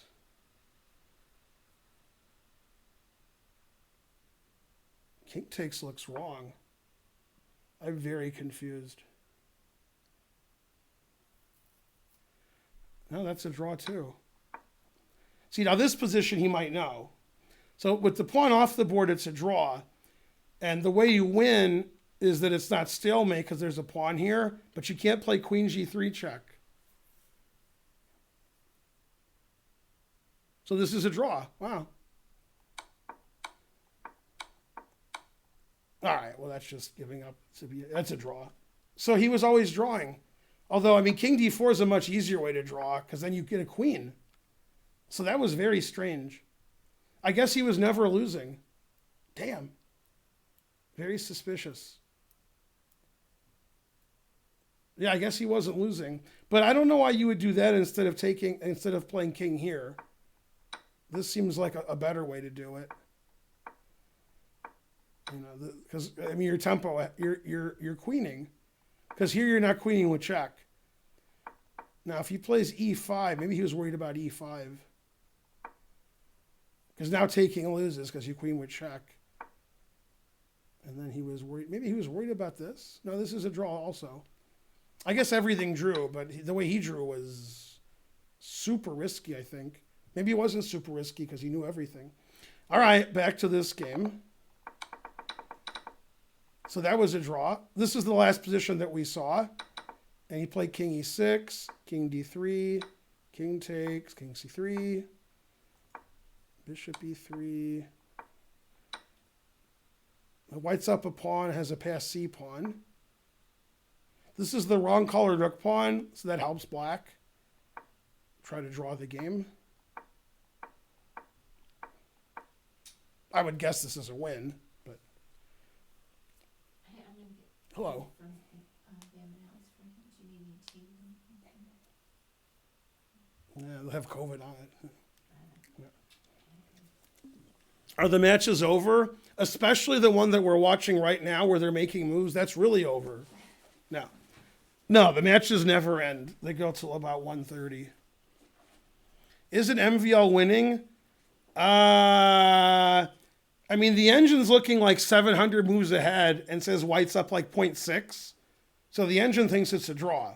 And the main reason it's a draw, if it's a draw, is because this is the wrong colored rook pawn. So if we trade this for this and sack this for this and get our king in the corner, that's a draw. That's, almost doable. Almost. Maybe. Well, they agreed to a draw here. So I guess that's okay. That seems like I don't know why White didn't try to win. Maybe MVL got taken over by Geary. I definitely wouldn't have agreed to a draw here. That's very strange to me. That wouldn't have entered my mind, agreeing to a draw here. All right. Well, they agreed to a draw, but I mean, White should keep playing. That's weird. This is the final position. They agreed to a draw here? Draw. I mean, that wouldn't have occurred to me with White to agree to a draw there. I would never, ever, ever, ever do that. So that's very suspicious. Yeah. MVL has 5 seconds. Yeah, all right. Am I playing in Title Tuesday? Close. Norwegian television doesn't show the games when Magnus isn't playing. That's actually pretty funny. So when Magnus is playing, Norwegian TV and millions of dollars, and Magnus isn't playing today, so he says Norwegian TV is not showing the tournament. Oh yeah, the truth hurts. And so on. I guess everybody in Norway watches when Magnus is playing and nobody watches when he's not. I guess if they get better ratings by showing reruns of The Simpsons, they'll show that. Yeah. Yeah. How dare Karen cross into view without saying hi? These draws are Geary approved. I didn't want to distract. Yeah. No, I would never consider agreeing to a draw here with White against anybody ever. If I had 5 seconds, maybe. Maybe I changed my mind. But, yeah. All right, so MVL was definitely winning that game more than once. And, he was like barely winning, and then he didn't win. All right, so 2 draws in the Caruana Ding match, I think. And MVL is up 1.5 against Nepo. And then the next game. Yeah, in fact, let's look at this some more since we're here. Okay, so the strange thing about it is there was no reason to play bishop f4. Every move's a dead draw. So playing this is a little weird because in this position, only a5 draws. Otherwise, you lose because White plays a5 and plays the same way he played, except he's up a tempo, so he wins pretty easily. But after a5, okay, now we just do this. And it's weird not to play king d4 because then we both queen because you don't queen with check. But it's still a draw, so I don't know. I guess he knew this position was a draw. I don't know how you would know that. You could think it's a draw, but it's pretty scary because you're down a queen. So the thing is, white can never play queen g3 check. So it's hard to stop him from queening because I just moved my king out of the pin. And then, losing the pawns doesn't matter. So, I mean, he was right. There's always a draw, but I'm still surprised. I guess he's just that good. Damn. Does MVL win the match if he wins the next game? Yes. Yeah, that's correct. It says Fabi could have won if he checked on d7 on move 65. No, that's still a draw. Yeah. It'll say he's winning, then it'll change its mind. Just let it sit for like a minute. Yeah. What's funny is it's claiming that this loses and that this loses and this loses, but that f5 draws.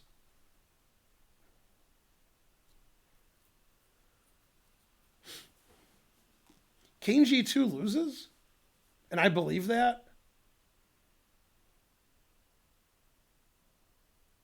Oh yeah, king g2 loses for sure. Because I win the h pawn with check, and then you have that f pawn. Yeah, okay, I agree with that.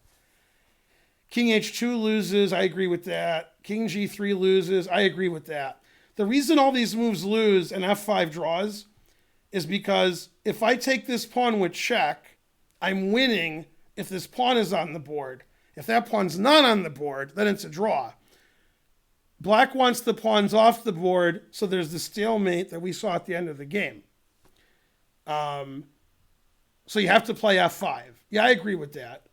Yeah. And then queen takes f5. That's just the game. That's what happened in the game. You don't want to take on f5. But yeah, now we don't have a lot of checks. It says queen d2 is winning. Is king g2 a blunder? No. Queen d2. Oh, now it says every move is a draw. All right. I don't see how that could be winning. Ridiculous. Yeah. No, the engine says that queen d7 is a draw, but you got to let it sit for a while. Also, this has 6 things on the board, so this is a table-based position. This position's already been solved. But this is the only drawing move. If he didn't find f5, he would lose. So queen d7 was a better chance. All the king moves lose. The engine announces mate. The reason is we take this pawn with check eventually, and then there's no stalemate. So let me give you an example. Right. And then if this pawn's not here, it's a draw, but the pawn is there, so white wins. But yeah, f5 is very fortunate to be a draw. Very suspicious. Yeah. No, it's a draw. But still, that's something. Yeah. All right. Back to whatever it is I was doing. And now it's off to do whatever it is I do. That's one of my favorite Simpsons lines. There's a Simpsons episode where they have a spelling bee. And the head of the spelling bee is the guy who wrote like Paper Lion or whatever. I know his name, I can't think of it. But anyway, at the end of the spelling bee, he walks away and says, "Now it's time to do whatever it is I do." And he left. Yeah, that was good. Good episode.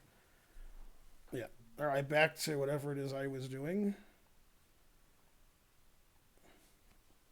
What was that guy's name?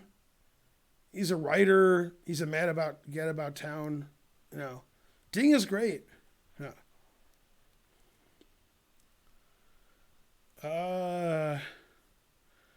Let's see. King E1 or not. Simpsons line.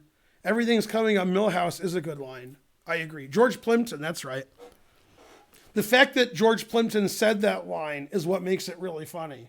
If it was anybody else, it wouldn't be funny. But him, that's 1,100 viewers a do and nobody's playing. Yeah. Yeah. Your word is weather. Could you use it in a sentence? Certainly.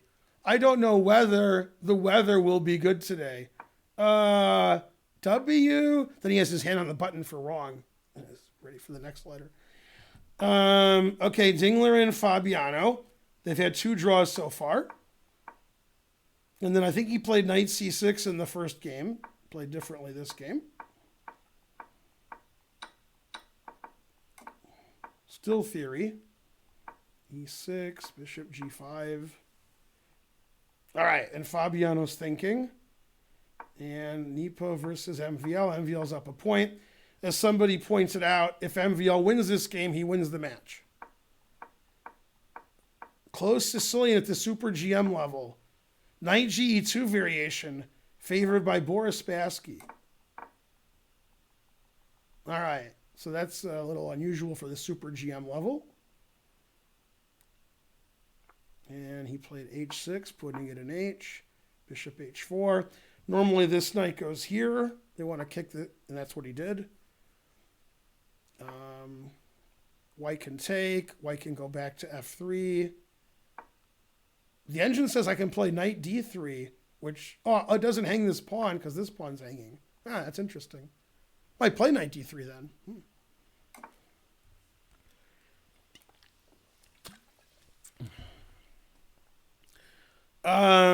So when nobody was playing, we had 1,100 people in the chat. Now they are playing, so we have 1,050. Good chat, good. You know what time it is in the chat, right? Another train. Okay, and then let's see. d3, knight e7, bishop e3, knight d4, queen d2, castles. h3, putting it in h. A lot of American players between 22 and 2,500 play the close Sicilian with white. But otherwise, I don't think it's very popular in the world. I mean, Spassky was the only good player to play this line with white like ever. I think Gingy played it sometimes. Yeah.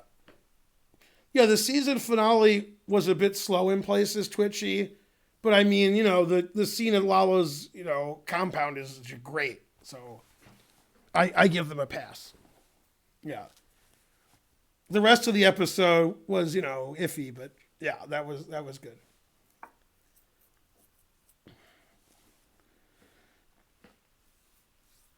Yeah, it's funny in the close Sicilian, the engine always likes black. And these kinds of positions are very common when white plays the English and both sides fianchetto, like c4, e5, but in reverse. So here, white is playing a line that black would play, which is considered fine and has an extra tempo. And yet, it's considered good for black. So like super GMs don't play white here. It's considered that he has nothing. Probably because he has nothing. I mean, I got the d4 square. You don't have the d5 square. I'm fully developed. I mean, Nepo's just getting MVL out of the Nightdorf prep. So, that's all. Okay, so after knight fd7, Dinglerin hasn't moved yet? Wow. I mean, knight d7 is the most... That's why you play e6. So you can, get these in here. He castled. I expect him to take this, but he could play g5. Okay, he did take. Good. Now he can play knight c6, bishop takes e5, f6. They're all okay. I don't have my never play f6 shirt on, so he can play f6. He still didn't play it. Fabiano knows what's up. So he traded everything. And I mean, black has to be worse here because he played h6. Be better with the pawn here. Probably white should have played f4 there because then he'd have connect 4. But all right, queen d2 is okay. I mean, I prefer white because this bishop's no good. He played d5. Good. All right, so I think MVL, I like his position better. It's equal, but I just like black. And I like Ding's position better. Also might be equal, but probably white's a little better in Ding's game. Yeah, Karen agrees. Bishop g5. Yeah, I don't know. It seems like white's just putzing around. Here, show them. They like that. Help. Police. They can't see you. Did they see you? I don't know. There you are. No. Oh, it's you. One time, one of the dogs really got mad at Karen. She was dressing up for outside and was like, "Roar! Who is that?" Doesn't dog know who? What? How's a dog not know when you're wearing a scarf over your head? Who you are? Ridiculous. Let's see. Is Fabian allowed to play F6? He is not. Yeah. All right. Yeah, I don't like that move. Yeah, I don't know. Nyachi sometimes plays silly. Okay, so Fabiano played King G7. Good. It's time for F4. No, he didn't play F4. So he's thinking after takes he'll play E4, and he's got like 700,000 guys on D5. And yeah, I mean, it should be better for white. But black's very close to equality. Very close. I think F4 would have been a better chance for an advantage. But, all right. I don't like what Nepomniachtchi's doing. I like the way black's playing. What happened? You can breathe now? I just hate this thing. Did you rob them? No. She didn't have on gloves. No.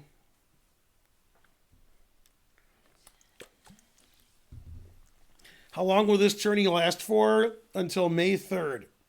May 3rd.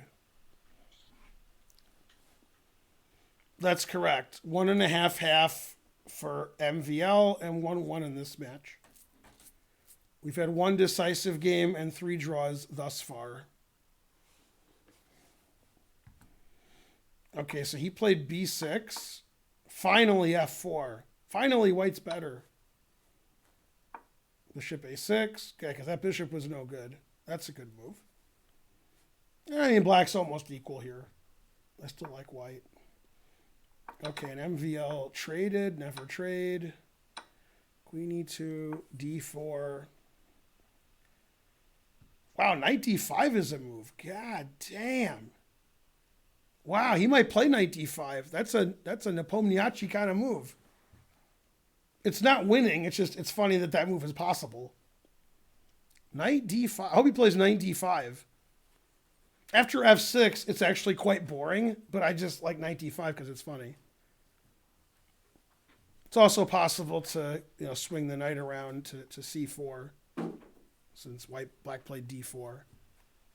Could also play knight D1 and put the knight on F2 for kingside attacking chances. But, that seems pretty shallow and pedantic. Do you agree? Yeah. No, it's not yeah. You say, I agree, shallow and pedantic. Which cartoon is that? I can just guess when I guess. Rick and Morty. No. 421, Atomic Morphe. Thank you. Man, I wish the date was 99. Wish that was the date. Family Guy. So here's what happens. They're playing Trivial Pursuit, but as you know, Peter's not too bright. So when they ask Peter the question, she uses the preschool edition, right? So Peter wins. There's like, what color are red fire trucks? And he's like, Then she's like, say the word what? And he's like, I want to say who. Anyway, so he wins. And then he's like trash talking like the rest of his life because he won Trivial Pursuit. Mm-hmm. So he's watching TV and the guy says, he's watching some political show and he says shallow and pedantic. Then when he gets to dinner that night, he says, Lois, your meatloaf is rather shallow and pedantic. Oh, man. All right, did he play? No, he played knight B1, setting up for the next game. So the idea behind knight D5 was if you take, I said if. Now I'm threatening everything. Okay, and white's slightly better here. The best move, don't tell anybody, is F6. Forcing knight E7, queen E7, and black's a little bit better. Slightly, just slightly. Yeah. But he played knight B1, A5, and probably black's better here. Yeah, Nepomniachtchi's play is rather shallow and pedantic. Okay, and then this game went crazy like Fox News. Rook F3, god damn. G4. Man, what did they spike Dingler in the juice or something? What's going on here? All right. So if this was The Simpsons, they would say, lucky for you, that stuff don't wake. But I don't know, it might work. Queen H4.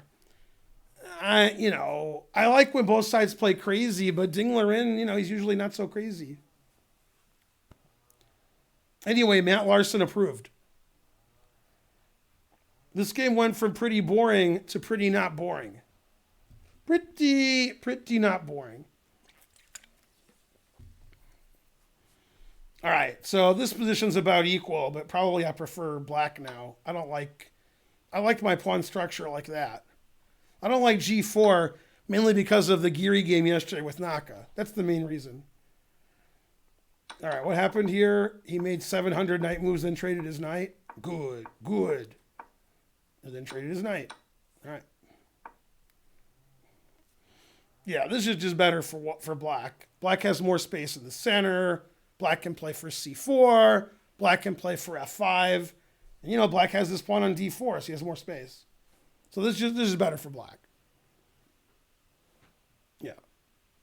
So MVL might win the match this very game. Man, MVL's played pretty well in every game this tournament. Pretty good. You know how good MVL is? Pretty good. No. We played a match in St. Louis. Yeah. And he beat me 5-3. So that's, he was up 4-3 and he won. I couldn't believe it. So yeah, 1 minute over the board. So he's great. He's begging me to play him.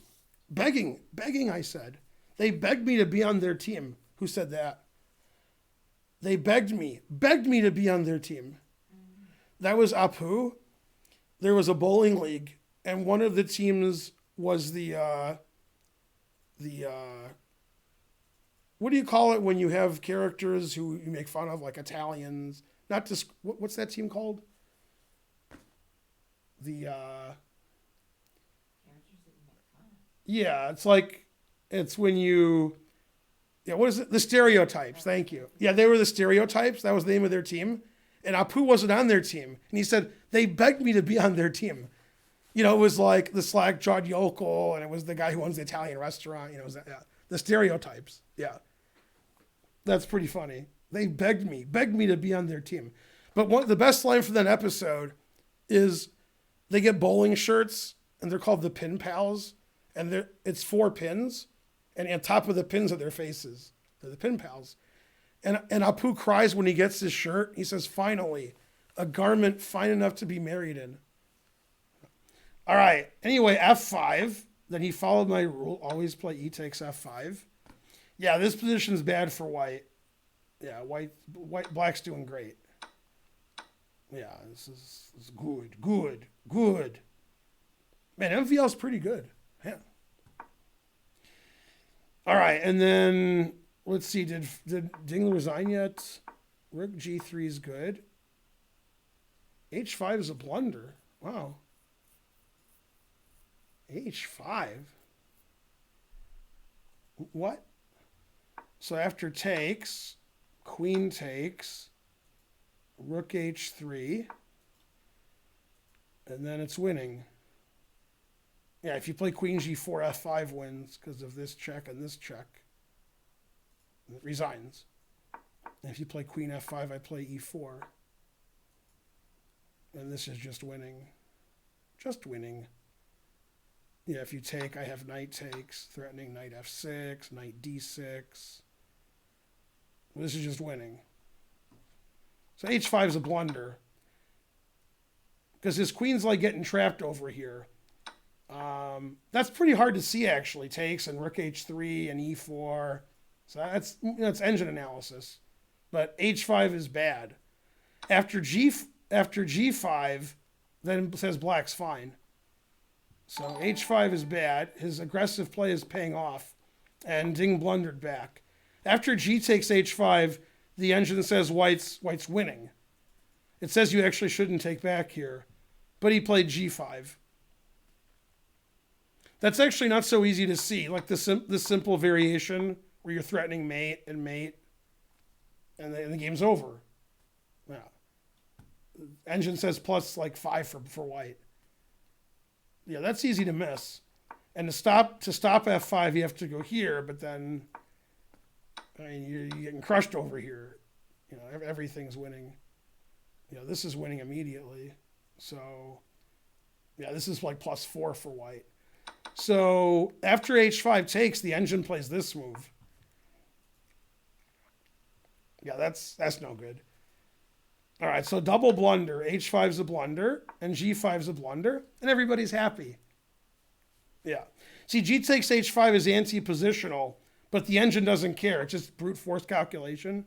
And, you know, the players aren't looking at the most anti-positional moves and hoping they work tactically. In a slow game, of course, they would see that, but they're just playing quickly. So, truth hurts. All right. And then, yeah, this is, Nepo's just getting rolled up here. Let's see, what did he do? Rook E1. Yeah. Yeah, he's just getting rolled. Yeah, this is terrible for white. Frankly, terrible. Queen C6, and then C4. Man, he's rolling him up. Yeah, this is really bad for white. Well, if MVL wins, he wins the match. He's decided to double rooks on the E file instead of this other plan. Yeah, this is, white has like no plan here. White's just like, help. All right, very good play. And then Fabiano hasn't moved after G5. All right. The engine lines are just this perpetual on the queen. Like black plays knight here, and then before he gets that in, we just draw. That's the engine line. All the engine lines are white doing this and drawing. So, all right. And he played queen D2. I mean, this is just terrible for white. White's just like sitting here this, and black has that pawn on E4. Ow. All right, and Fabi played rook D8. White can draw whenever he wants, moving his rook back and forth. Good.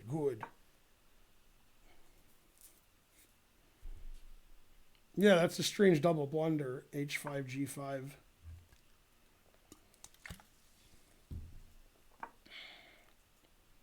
Always repeat.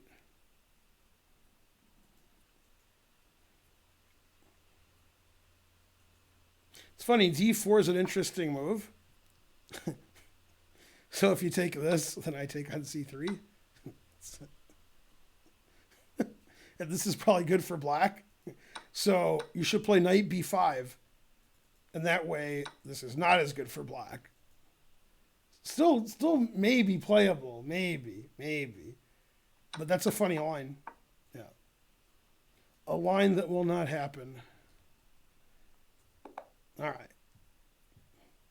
I think queen F5 just loses the queen to like bishop H3, right? So he's looking at D4. He's considering it.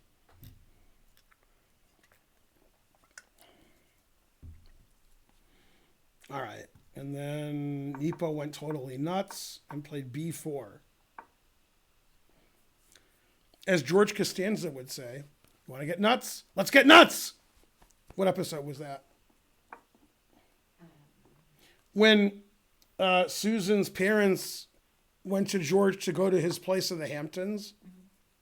George said he had a place in the Hamptons. And they said, let's go see it. And they knew he didn't have a place in the Hamptons. And he knew they knew that.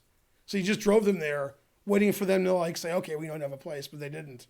So they just kept driving into the Hamptons. So they drove like 2 hours. Then they started walking and so forth. Then at the end, they're like, why'd you let me go here if you knew there was no place?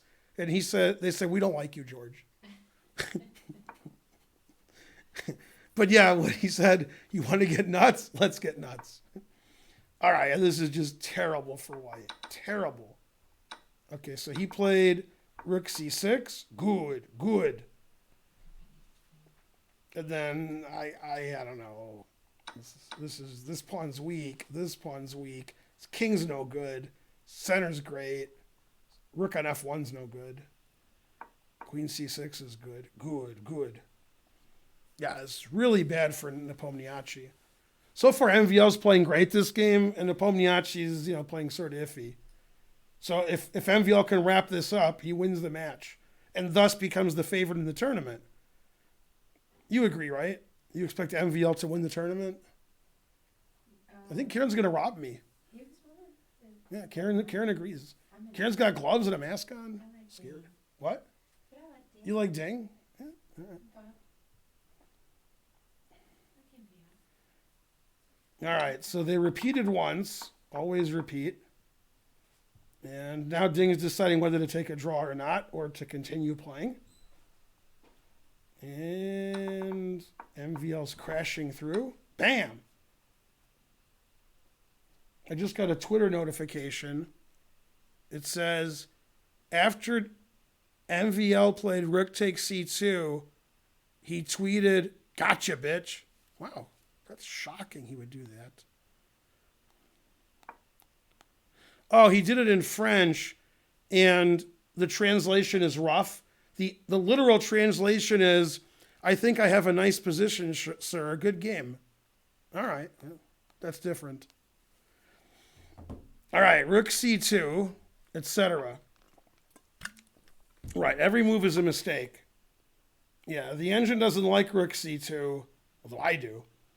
And it says Rook B1, threatening the B pawn. And it says white's okay, which is not true. And he played Rook C1, double question mark, missing the collinear retreat, which MVL played. Okay, I guarantee Nepo didn't see Rook C3. He didn't see it. Rook C3 is excellent. Yeah, excellent move. Now black's a pawn up and better. Go black. And now, if bishop D2, I hope we see this.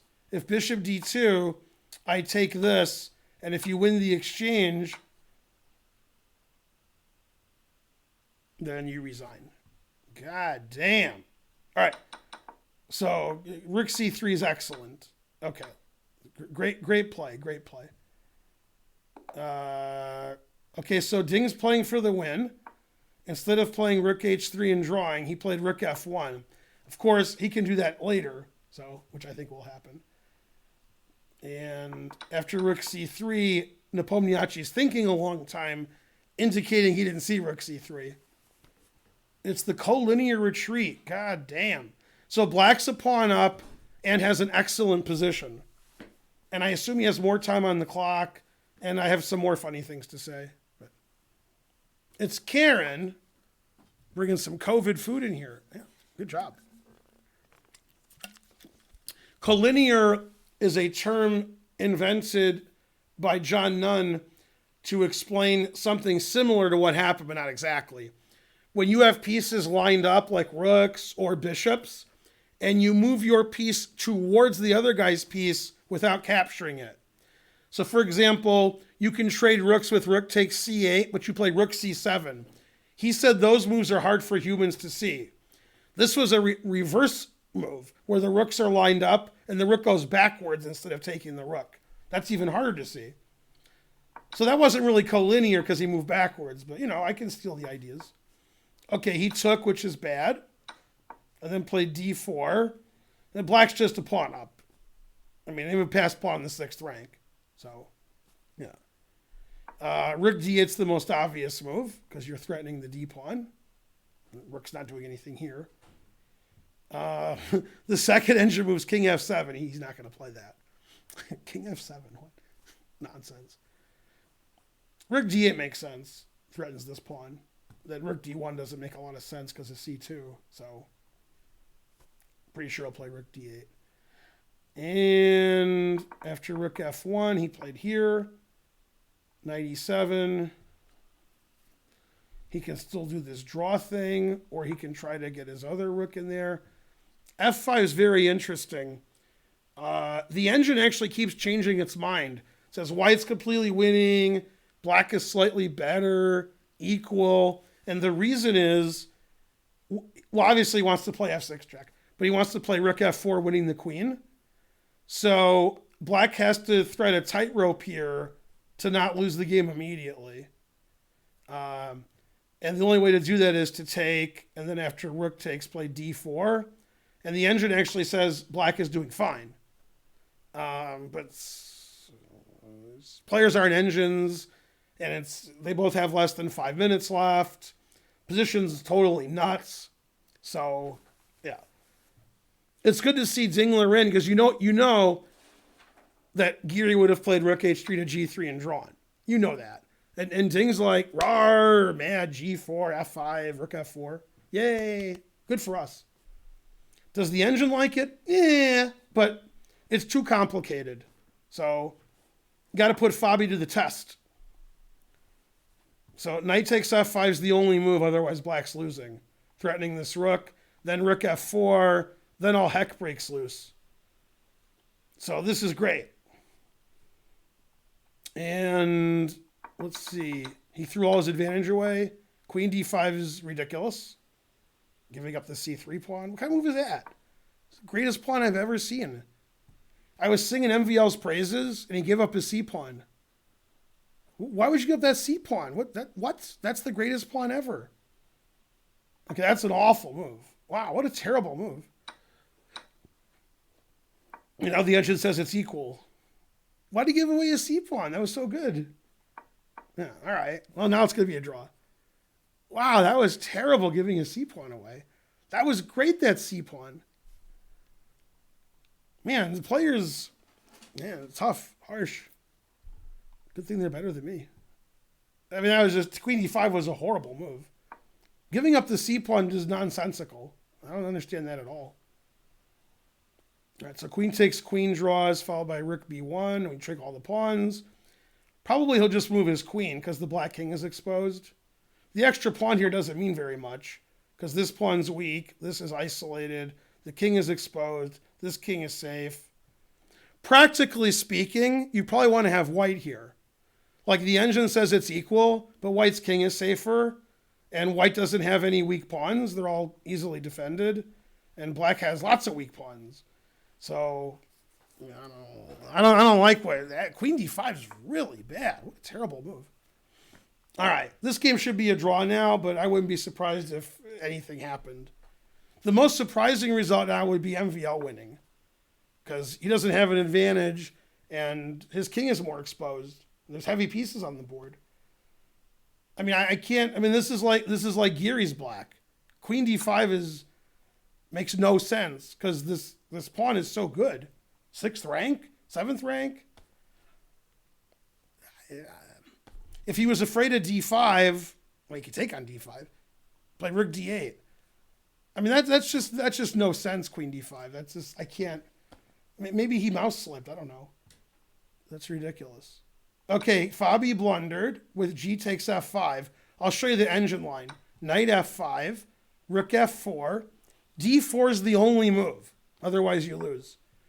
Man, now it's tricky. Damn. So you see how the queen is defending the rook, right? So if the knight moves away, then rook c2 is good. Because you're attacking the queen, and the queen's defending the rook on f4. So, according to the engine, this is the only move that maintains equality. And the reason is obvious. The knight defends the rook. So you're stopping rook c2. Because I can just take it. And the queen's attacked. So knight d5 is the only move. And then it says knight takes g3. This is the engine line. Take the queen. Knight takes e2 check. King moves somewhere. And then take on d5. And black has a rook and a knight for a queen. And the engine prefers black. You know, black's got passed pawns. Black has the c-file. Black's king's pretty safe. All right. That's what should have happened with like 2 supercomputers we're playing.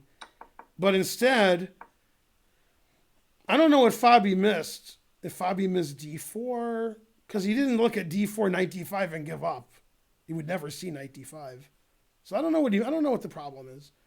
Okay, so gf5, rook f4. This is just winning. Yeah. Here's the problem.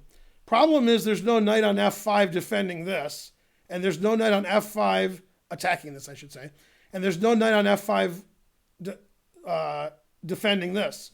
So in that variation where there was a knight on f5 here, it could go rook takes, knight takes rook, except he took with the G pawn. He didn't take with the knight. So now white's just winning. White's up a rook. So, I mean, Fabi played G takes F5. So, I don't know what he had in mind after rook F4, because he's just losing now. So, I don't know. That's, I mean, just a terrible blunder. Okay, let's see what happened. Fabi's just lost now. Yeah, I mean, he's down a queen. All right. He's down a queen for a rook, and he has like one pawn? Two pawns, wow. Yeah, I mean, the only way that Fabi will now lose is if Ding thinks he's playing Fallujah. Because Ding was up a queen against Fallujah and also couldn't win. But okay, how many games you can now win up a queen? So G takes F5 is really bad move from Fabi. And Queen D5 is a really bad move from MVL. These are just terrible blunders. So Fabi was right. Internet 15-minute chess, not as high level as slow chess in real life. Right, Karen? They're not used to it. Damn. Man, Karen has a nice salad there. Yeah. I don't get to eat. I have to work. Harsh. I have any food at home. Yeah. All right. So King F's, let's see, what do you do? Rook B1, Rook B7, Rook C1. Yeah, it wouldn't be surprising if Nepomniachtchi won this game. Like, the engine says it's equal, but MVL's king is pretty exposed. That was unbelievably bad, giving away his C pawn. I don't understand it at all. Frankly, ridiculous. All right, so MVL's having some troubles now. And Fabi's having a lot of troubles. Man, Fabi's played this game. H5 was bad. G takes F5 was bad. God damn. Will Ding make it 2 games not winning up a queen? What's the answer? Fries is correct. That's right, Sandstorm. Players continue to prove they aren't cheating. What have I missed? All right, Rook A3 is a very strange move. Walking into Knight C4. All right. I mean, obviously he sees Knight C4. He just wants to trade his rook for that knight because the knight's really good. Okay. It's a very strange decision in my opinion. Okay, he didn't play Knight C4 and gave away his A7 pawn. I don't understand. These moves are just nonsensical. The players went nuts. Like, to not play Knight C4, Knight takes Rook, and to let White play Rook takes A7 doesn't make any sense. I mean, I got nothing. I think Fabi didn't see Knight C4, which I can't believe I'm saying that. That doesn't even make any sense. I don't know what to tell you. Like, why would you let the guy play Rook takes A7? What? It's nonsense. This game's nonsense. This is like Geary's playing Geary, and they're being helped by like a Geary engine. Yeah. All right. Yeah, both players are confused, but mainly Caruana. I was singing their praises. I was like, Caruana's playing great, Ding's playing great, MVL's playing great, then they all played horrible. All right. Are they low on time? Probably. Yeah. All right. So, based on him playing Knight G4 immediately, I think he did this on purpose. He saw Knight C4, wanted to keep his knight. All right. I don't know. Okay. All right. Queen. Yay, 1,000 centidues. Good, good. Thanks, Dimebag. Rook C5, Queen E6. Good play, good play. Rook C1. What is it MVL black? Why is he retreating? All right. King G7. Yeah, White's obviously better here because White's king is much safer than Black's king. Much safer. And the extra pawn's meaningless. Black's never, ever, ever going to queen. So this is very difficult to play Black in a tournament game. All right, what happened here? Fabi went insane with bishop takes E2. All right. I guess you got to go insane. So the engine says H3 resigns. That's the engine analysis. H3 and black resigns. That's it. That's the analysis. See, the thing is, if you take the bishop, rook c1 check is annoying. But if you play h3 and the knight moves away, then you can take the bishop and rook c1's not annoying because you just play king h2. He did play h3. Good, good. Yeah. Yeah, that's the end of that. Now there's nothing. Now he's going to lose another piece, and he'll be down a queen and a piece for a rook. So like white sacrificed black sacrificed the exchange. Wait, white did. Yeah. White sacrificed the exchange to win a queen. So there you go. So here white's up a queen. It's a queen and a knight versus a rook. So yeah, that's the way the news goes. Yeah. And so on. Dun, dun, dun, dun, dun. $3. The Geary engine, correct. It always shows 0.00. Thanks, Pro Batty. Good joke, good joke. Bishop F1 is one of the engine moves. Good, good. Always play Bishop F1.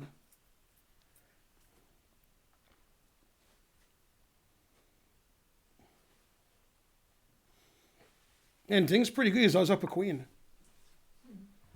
All right. Maybe chess just isn't Fabiano's game. I know. I thought he was just down a queen. Who is? Who did? Who was that? Oh, that's right. Now I was thinking the last round when Ding was up a queen against Fallujah and the engine's like +8 and they drew. So yeah, harsh.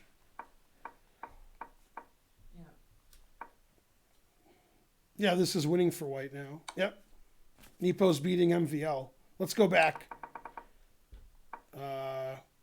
So queen d5 is the only drawing move, it says. That's a blunder.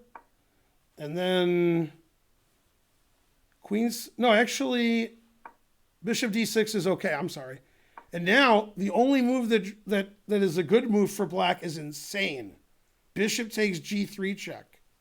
The reason is, if you take with the pawn, I have rook d2 check and take the queen. So you take with the king, and then f4 check, and the engine sells some perpetual. So bishop takes g3 was a draw, played here, and now he's just getting crushed because his king is too exposed. Yeah, getting crushed over here. And the engine says g4 is +6, and g takes f4 also wins. Because, yeah, the king is not doing good over here. That's some bad king. I like the way after g4, the engine move is king g5. Because that unpins the bishop. King g5 is a funny move. Now, it doesn't mean Nepomniachtchi is going to win, because this position doesn't make any sense, and the players have no time. They played g4. That's the right move. Yeah. So after f3 discovered check, bishop e5 wins immediately because the bishop on d6 is pinned. So he can't do that. The king g5 is like the only move where white's not +10. So, yeah, I mean, the black's king is too exposed. There's too much white near the black king. If only Nakamura was here. I mean, queen d5 was the beginning of the end. Giving up that pass c pawn was nuts. Speaking of nuts, Fabi gave all of his pieces away. All right. Knight b1. Good, good.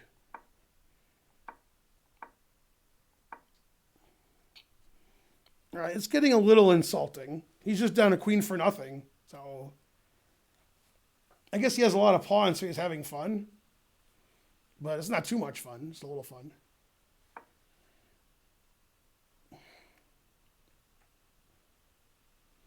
The engine says +13 for white. He has a plan. If Alpha doesn't like to resign. That's correct. He'll definitely play king h2. It's 300% he'll play king h2. He did. Every move won, but I knew he'd play king h2. Well, he might resign here. I predict he'll resign here.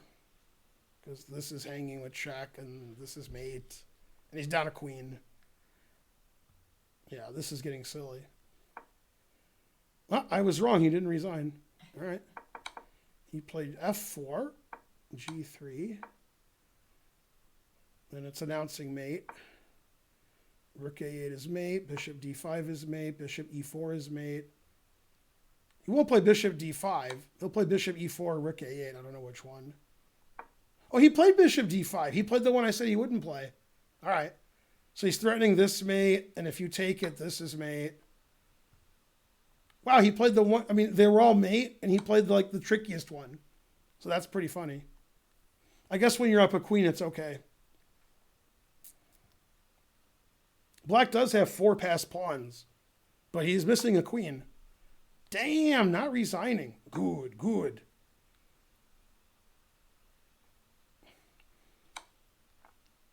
So g6 is forced mate, rook a8 is forced mate, and bishop e4 is forced mate. Okay, he played something that's like plus 700 instead.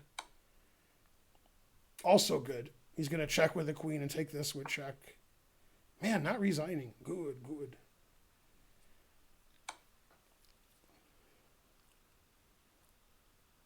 It's funny not to resign here. He's down a queen. What? I mean, Ding's pretty good up a queen. I mean, he drew Fallujah up a queen, but he's still pretty good. Man, it's hard not to resign here.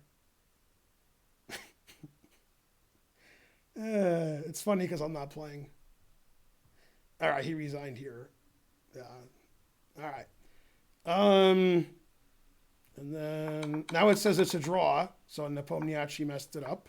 King g5 is correct. Now the only winning move here is h4 check. So him not seeing h4 check is forgivable because that hangs the h pawn and the g pawn, and it's just an engine move. So it's forgivable that he didn't see h4 check. And instead they drew, and now it's a draw. f3 check. Yeah, this is a draw now. Everything is a draw.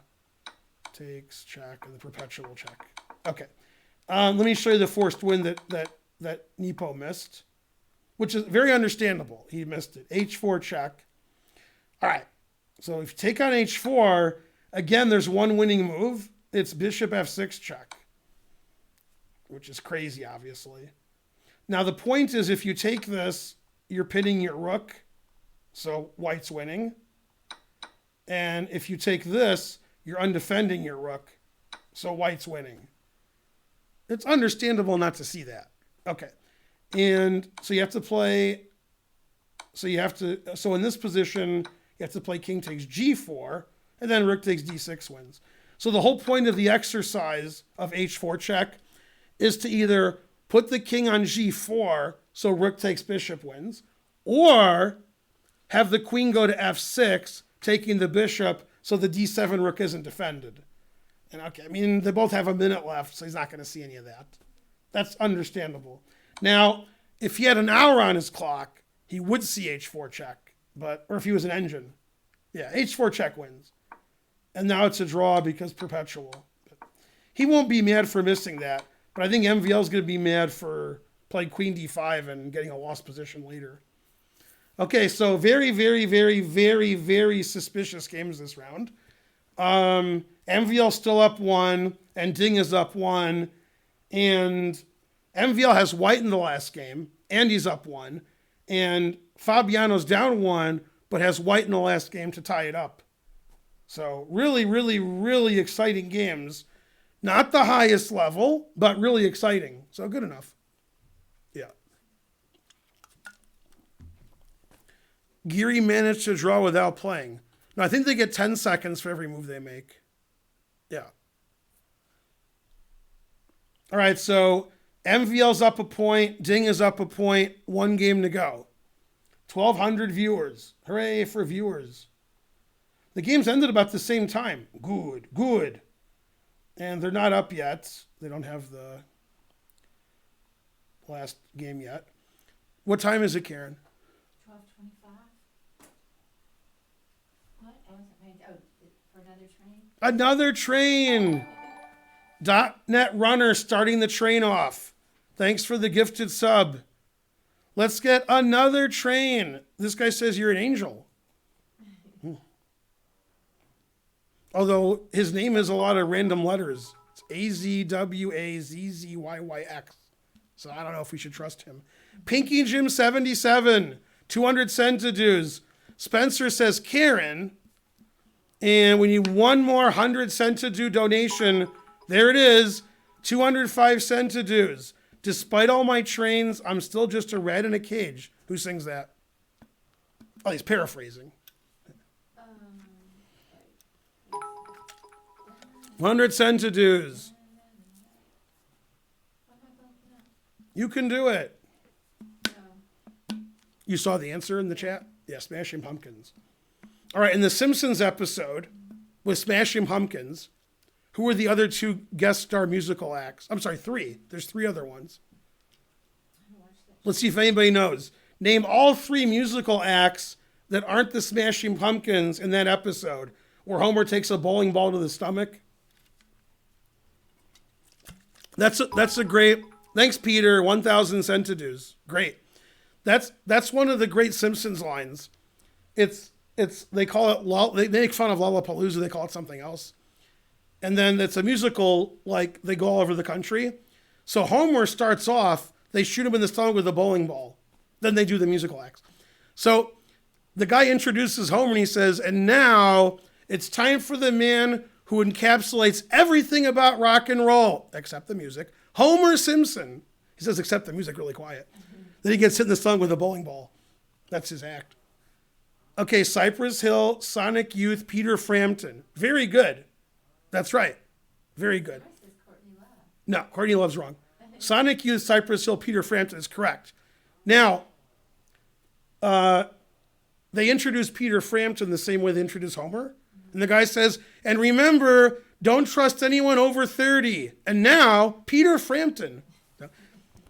And then Sonic Youth got into Peter Frampton's cooler and stole all his stuff. Right? And then the London Symphony Orchestra was there.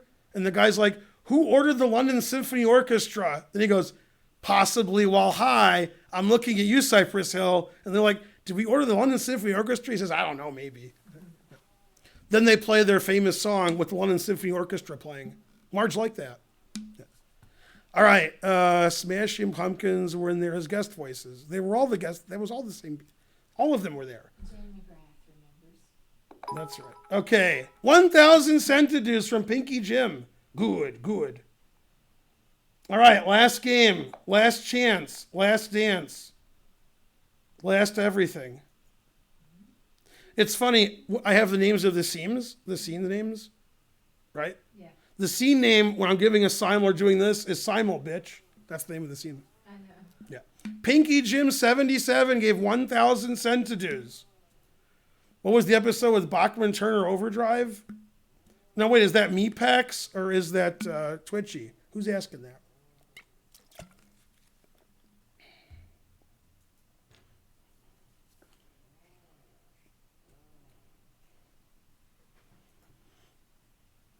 All right, 1,165 viewers to do.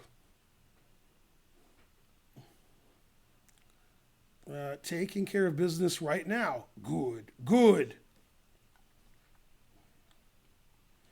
All right, last game, unless, the people who were down one win. Then we have Armageddon. Go Armageddon.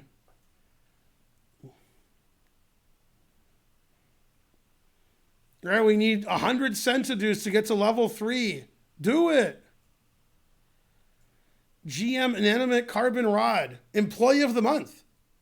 Right? The Inanimate Carbon Rod was Employee of the Month over Homer. Homer thought he'd be Employee of the Month because you could only win it once, and everybody in the plant's already won it. But then they give it to this rod, so he didn't win. Flight of the Conchords. I'm not English and I don't get it. He's talking all bitch.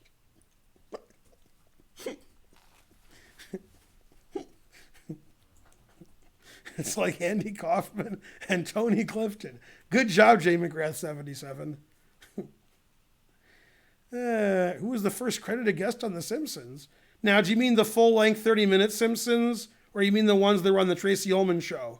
You gotta explain further. On the first episode of The Simpsons, called Bart the Genius. Now, that's the second episode that's 30 minutes, but the first one's a Christmas special, so that doesn't count. On the first episode, which is the second episode, Bart the Genius, Bart, on one of the lunch boxes of one of the kids at the Genius School, it says Karpov. And that's a picture of an old man, but... Dustin Hoffman, when he was on The Simpsons, in the credits, it listed his name as Sam Edick. First name Sam, last name Edick. True story. All right, we need 100 centidues or the train's going to die. $1. $1. Yeah.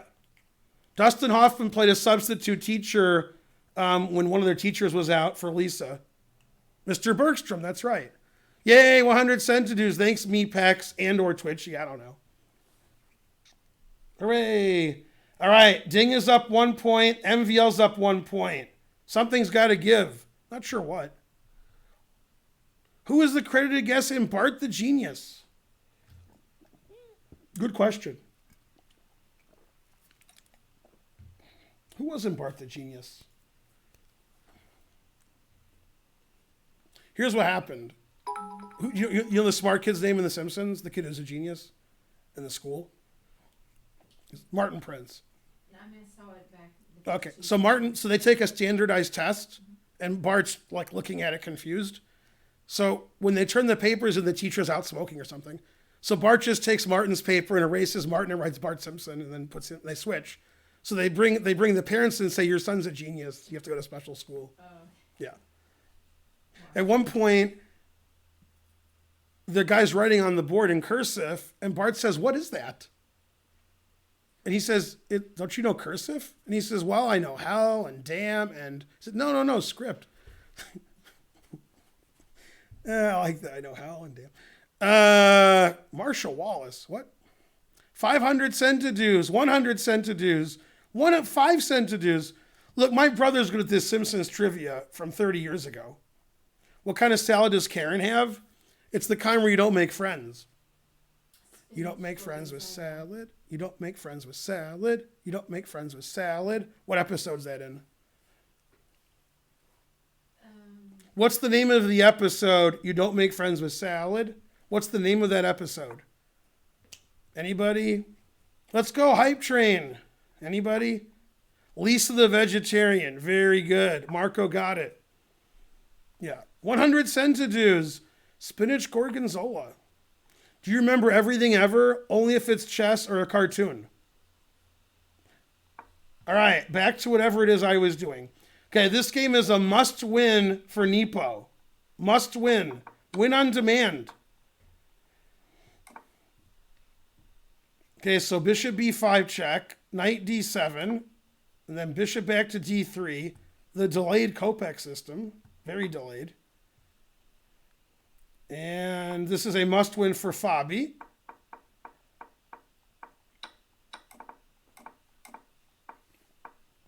King h1, putting it in h. So both games are about equal, and white must win this game, and black must win the other game. Truth hurts.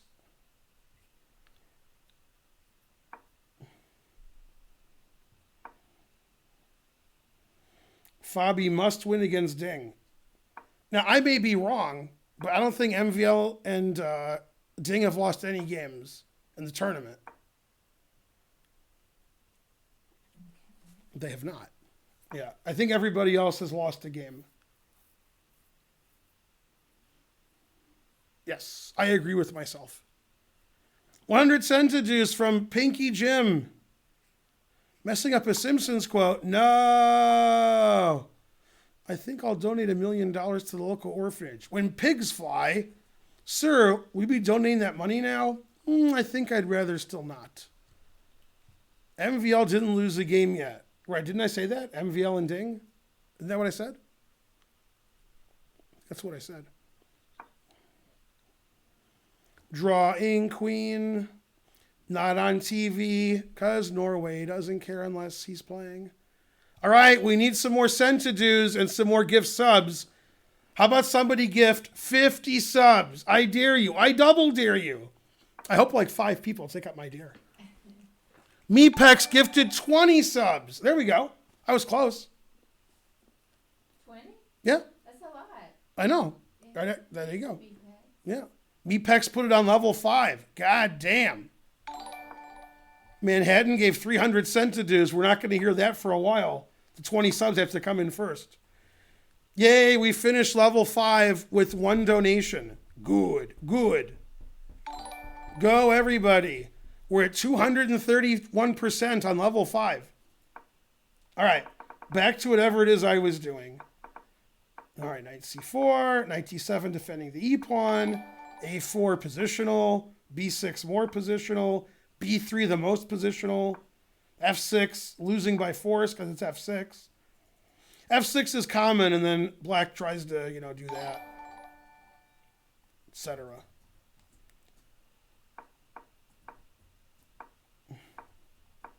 Knight f5. Man, Fabi really should win this game because black played f6 and white played knight f5. Come on. I mean, he's got to win this game. The engine doesn't say he's better, but come on. Come on. Sandstorm gifted a sub. Yay. We got to get back to 1,800 subs. We had 1,800, and then we didn't. Then we got to 1,650, then back to 1,800. Now we're in the low 1,700s. Yeah, we're still in the low 1,700s after that 20 subs. Damn, harsh. All right, knight e6, as I indicated. Queen g4. All right, the engine says it's completely equal. Black has the 2 bishops, what else? It's pretty blocked. White has some active pieces, but no big threats to speak of. And he's going to play f4. He's going to go for it. Fabiano knows he has to win. So he's going to play super aggressive and crush Ding. Something like that. G6 is pretty risky. You don't want to move pawns in front of your king. But you got to risk it to get the biscuit. Man, the engine's saying all zeros. Terrible. And what's happening in this game? After bishop d3, I forgot about this game. g6, okay. He's normal position. Yep. Okay, good. I like white. Engine says it's equal, but I like white. It's strange to let him take with the knight and give up your bishop. He could just play a takes b5 and then knight d2. But all right. He played e6. So obviously Nepo has to play a little speculative. He's black. White's playing very solid. White's a little better. Black has to win. He's a point down in the match. This is the last game. So you got to make the game a little interesting. All right. Sort of like the reverse of Giri. You know what the reverse of Giri is, right? Irig. Oh, the word. Yeah. All right. I like the way you got it immediately after I said that. I was just like, Irig, what's that? Why are you rooting for Nepo? Yeah, that's true.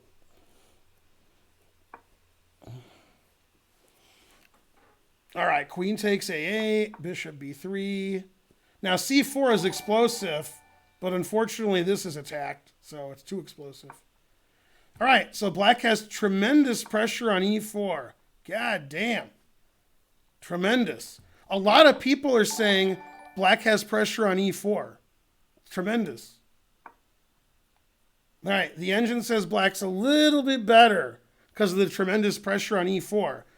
MVL's like trade, trade, trade, trade, trade. I win the match. All right, hard to argue with him. If he trades all the pieces off and it's a draw, he does win the match. But as the old saying goes, we'll let Karen complete it. Playing for a draw is playing for a loss. Yeah.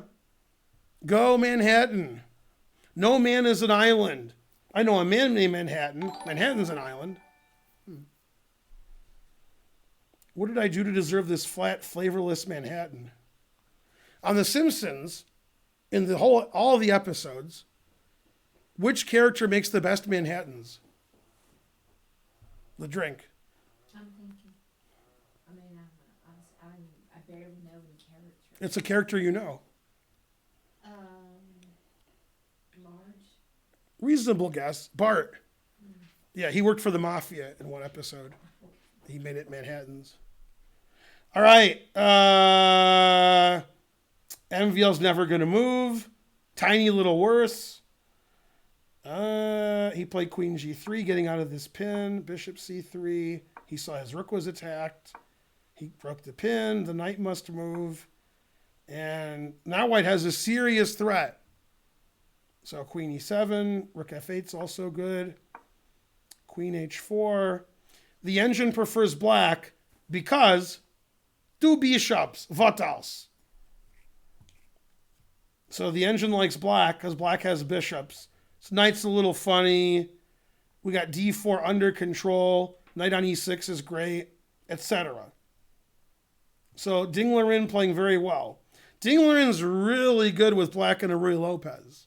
Really good. Ding Liren gets great positions with black and Arui Lopez, which is hard to do. Yeah. All right, and then MVL's never moving. Good. MVL very lucky last game that Nepomniachtchi didn't play H4 check. But H4 check, when time troubles, almost impossible to play, so I don't blame him. MVL playing Queen D5, that was terrible. Okay, MVL put it in H. He says, take my pawn. I dare you. I double dare you. The engine wants to play Knight D7, which he played, because that gets off of this. So now C4 can easily be played. Whereas before, it could not be played. So, because the knight was attacked. So, good move. So, Nepomniachtchi is playing pretty quickly. He's got a pretty double-edged position, winning chances for both sides. He has the black pieces. That's all he could ask for. I mean, in this tournament, if you have a must-win, Nepomniachtchi is one of the guys you want. Okay, always retreat, because he's, French. So, you can't really blame, you can't blame MVL for that. Retreated this bishop, retreated this bishop. Good. H3 played on both boards at the same time. Yeah, this is very hard for Fabiano to get an active plan and win the game. The engine wants to play B5 and start active operations over here.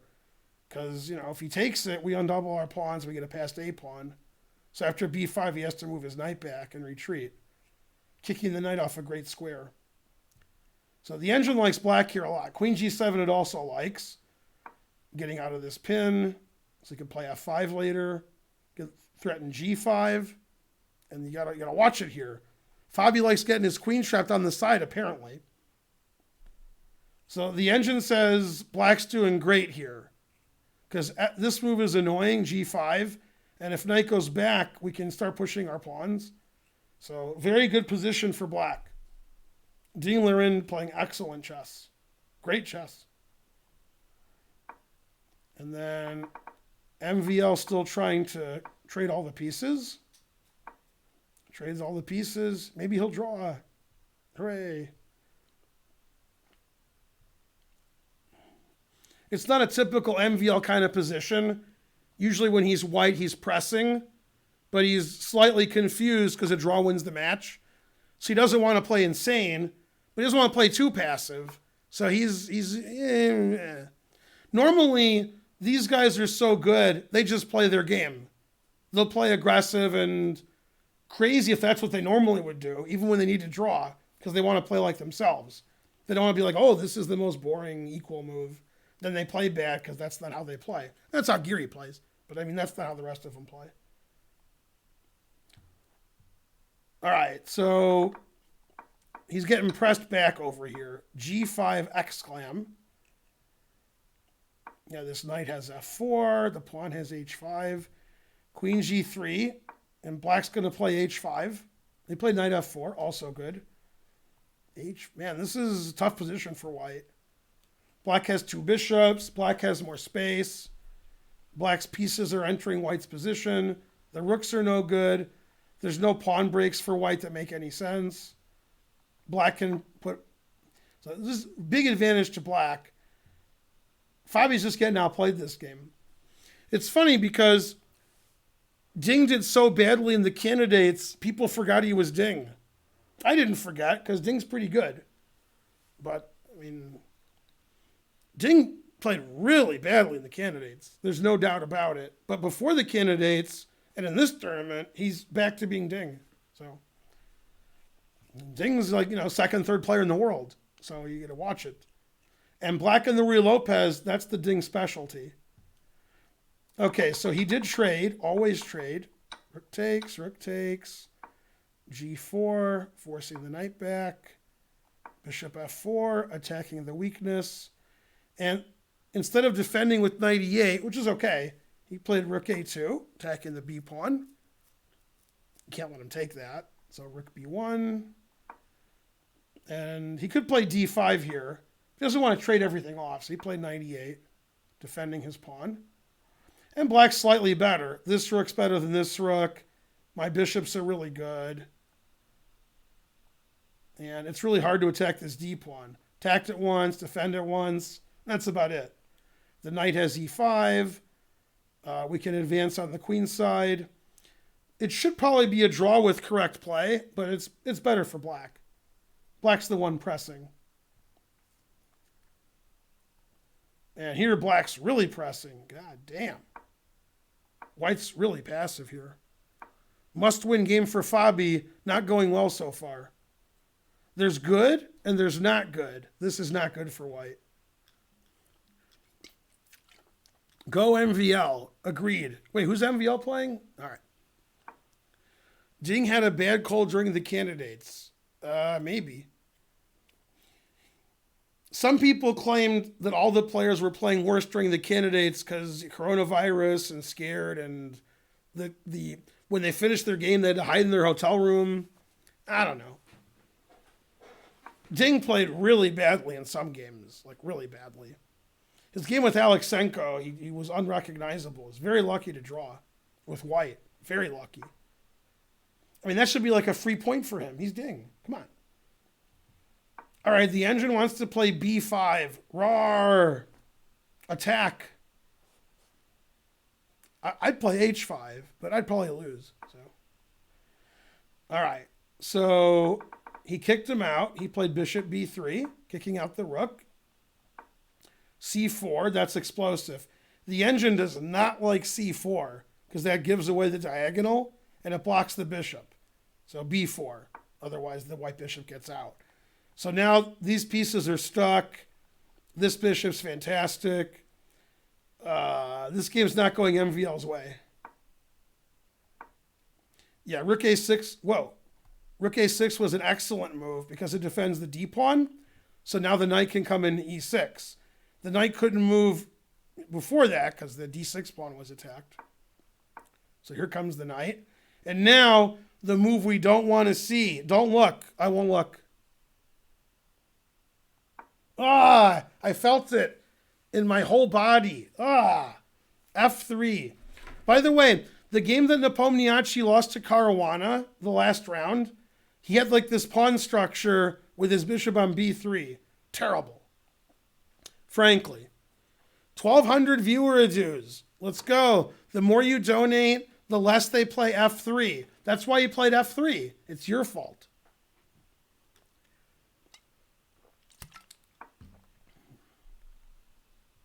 Okay, knight d4. Rawr. Always retreat. So MVL's happy. God damn. Knight d3, tripling on the d file. Yeah, this is very, very, very, very bad position for white. Very. Did I say it was bad for white? Yeah. So white's just doing this and hoping he doesn't lose. And if he doesn't lose, he wins the match. I want Nepomniachtchi to win this game for two reasons. He's playing well and MVL's not, so that's fair. And I want to see Armageddon. And we're not going to see Armageddon in the other game because Fabi's not going to win. So Ding Laren's going to win his match, and I want to see an Armageddon game so we can look at some crazy blunders when they both have 1 minute left. So go Nepomniachtchi. Okay, Nepo retreated, which is reverse psychology. He's playing a Frenchman, so he retreated. Yeah. So there you go. MVL will draw.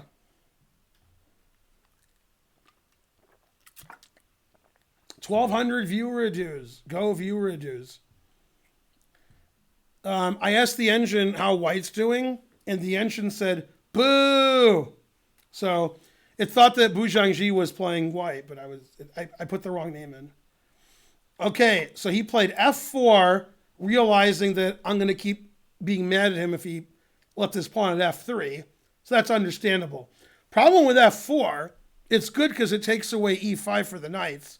Problem is it really weakens the E4 pawn. Really weakens the E4 pawn. So if you lose the E4 pawn, you lose the game. So you better not lose the E4 pawn. It's defended once. It can be defended twice and thrice. Some say the rolled one didn't fire. Some say ice. Ice is nice and will suffice. Right, sweetie? Karen says yes. All right. Knight D4. Good, good. Etc. Back to reality. What happened here? Okay, he played bishop D2. He attacked the queen. He moved the queen. Bishop D4. Knight to E3. Bishop E6. The engine doesn't like these random ding moves. Knight E2, bishop D4, bishop E6. And it says white's equalized now. Yeah, now it says knight F5 and white's better. Knight F5, but he played queen G3. Queen G3 is a weird move, since you can attack it or you can play H5. Strange move, but all right. Takes away G3 from yourself, so I don't know about that move. I think Fabi wants to move around and around and around and around. Hopefully Ding gets to get 30 seconds and then blunders. So if nothing happens till move 40, 50, or 60, nothing else is traded, there's no pawn breaks, then Fabi can start some action later, and then hopefully in time trouble, he outplays Ding. That's not Fabi's MO, outplaying somebody with no time on his clock. If they both have 30 seconds left, that's going to be good for Ding. So very suspicious. I heard some noise in this game. Bring in Defunk. Bring in the noise. King F2, knight F6. I told you this pawn was weak. Nobody listened to me. I told you. E5, man. The engine likes it. The engine likes the way MVL's playing. It says good, good. Oh man, this is the move I'll bet you that Nepomniachtchi missed. Always retreat. Every move loses for white except for one. King E1, setting up for the next game. Good, good. Yeah, the engine says black threw all his advantage away. Yeah, the king walked over here. Good, good. Takes, takes. Now this pawn could get weak. It could. I got a lot of guys on that pawn. And I got this on this. Bishop F3. Always play bishop F3. Knight E6 was the engine move. Defending the C pawn forever. Good, good. So he weaseled his way out of this. Knight B3. And he's equalized the position. Exactly. Indeed. Always play bishop F8. So in this game, MVL played F3 and Nepomniachtchi played bishop F8. I wonder who I'm rooting for. And bishop F3 is an excellent move, pinning the knight, and white's fine. Now, what's happening over here? Queen F3, that's a strange square for the queen. Put it in H. Knight F5, G4, Queen G3. The engine says equal. This looks good for black to me. Takes, takes, takes. Rook E4. So white's down a pawn, but white has some threats. White's all over these guys. G takes H3. Yeah, by the way, if you take on H3 like recapture, normally you recapture in chess, now black's winning. Knight D5, for reasons I don't understand, is just crushing. No clue as to why. And the engine just says black wins. Very suspicious. Black's up a pawn, and rook g8's coming, and b5's coming. So he instead of recapturing, he took on f4. That's the correct engine move. And it says it's equal after taking this. It says it's equal. This is the only good move. Pawn takes. Taking here is bad. c5 is bad. Everything's bad. The only thing that's good. Now, why is this bad? Queen takes g2. Okay. So if you take this, you attack the queen. If you take this, now you're not attacking the queen, so your bishop's hanging. So you have to take on f4, which I'm sure he'll do. I have faith in Ding. And he did. Queen takes h3 is the engine move. Yeah, now rook takes isn't good because you take on g2 check. That actually makes sense. So he took this. Now this is all correct. These moves are all good. c5. Rook takes f4. King h7. And material's equal. The pawn structure is almost the same. The minor pieces are about the same. To me, this is completely equal, but the engine slightly prefers white. I guess white can get a nice king to f3, and black's king can't really get into the game. So the engine thinks white's a little bit better, a little bit. So the last 10 moves, Fabi's outplayed Ding to go from a worse position to a better position, but still the most likely result is a draw because everything is about the same. A little better for white, though. And the same thing happened in this game. So Fabi was worse. Then he outplayed his opponent. He's better. MVL was much worse. He outplayed his opponent. And this seems like he just equalized. Yep, bishop f3 is good. The engine hates bishop g2. It says we should take, and play knight b3 and take this pawn. Take this pawn, and it's a draw. It really hates this move. Very strange decision. So now white's just down a pawn. Right? He moved his knight, and he's down a pawn. No compensation. Just down a pawn. Instead of being down a pawn, he could have taken either knight, and then he could have played knight b3 and won this pawn for this pawn. So he also could have defended his pawn, defending this pawn, and then he could play knight here, and this is a great bishop.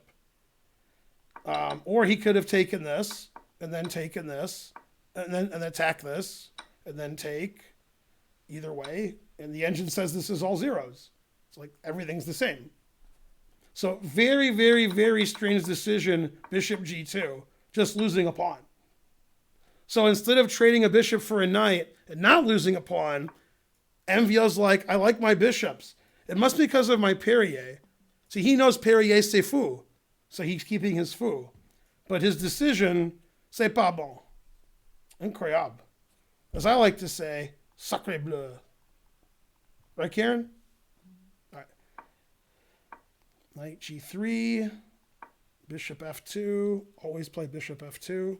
I mean, white's down a pawn here, and white's knight's on a1. So Armageddon, we may be coming. This game, not a good game. Nepo outplayed MVL, was close to winning, if not winning. MVL outplayed Nepo, equalized. Then MVL gave the game away again. And now Nepo's winning again. Very suspicious. It's like they're playing 15-minute chess on the internet. Oh, wait a minute. All right. So knight here. He finally gave up the two bishops. Wow, bishop g7's an excellent move. Excellent move. What a great move. Great. Two bishops, what else? Look at those bishops. Man, that's just great. Now he's threatening g5, which would end up in resigning. And taking here isn't so bad, because those pawns are pretty strong. Very good piece sack from Nepo. Excellent. And now he takes on b2, and black's probably going to win. See, black has the right bishops too, right? The right minor pieces. If somehow he loses all his pawns, still got 2 bishops. Conversely, white has 2 knights. Okay, and white has the wrong colored rook pawn. So white's not doing well. Okay, always play bishop f1. Good, good. So instead he played this move, b3, and he has to sacrifice a piece because after bishop takes pawn, his knight's trapped. So he played bishop f1, following my rule. Always play bishop f1. And after bishop takes f1, he takes this. So it's 2 bishops against 2 knights, and black has an extra pawn, so you would expect that black should win. However, all the pawns are on the same side. But 2 bishops against 2 knights with an extra pawn has to win. Has to. He has to win. He has to win. I've never been so mad if he doesn't win. Now, I take that back. If Giri was black, okay, then draw. Then that's a draw. Yeah. Okay, and then what happened here? King h7, king g2, king f3. Never play f5, knight e3. So, slight advantage to Fabiano. Some winning chances, some chances for a draw. And I think Nepomniachtchi is more likely to win than draw. So it is possible we'll see Armageddon on both boards. And Ding Liren will be very upset because his position was great and he got totally outplayed. He might lose a pawn also. Man, bishop was great on d4. Bishop g7? I don't like that move. That was a good bishop here. Bishop g7. Boo! I think Fabi will win now. I don't like that move. So Fabi might win. Nepo might win. 2 Armageddon games confusing the audience. The more Armageddon, the more you guys donate because I stream longer. Double Armageddon. God damn. Rook g1. Yeah, this pawn's weak. This pawn's weak. This king is ineffectual. This king's great. You can't play bishop f8, etc. Okay, he played bishop h6, rook h4. Yeah, this is very, very, very bad for black. Very bad. It's bad. Bad position. Also not good. The engine gives some crazy line and says it's equal after f4 because this rook is getting trapped. Very suspicious. It's like f4, knight here, rook e5, knight c7, and white's up a pawn, but the rook can't go anywhere. Fabi likes getting his pieces trapped on the h-file, so he's pretty happy. Okay, will MVL draw this lost endgame? I mean, this is pretty lost. 2 bishops against 2 knights, and there's an extra pawn for the 2 bishops. God damn. Now that's winning. Yeah, this should just be like, for a super GM, this should be like, like nothing. Yeah, there's no way he won't win this. All right, we got Armageddon in that game. And Ding played the right way, f4, rook e5. So white's up a pawn, but his rook's placement is treacherous. Very suspicious rook.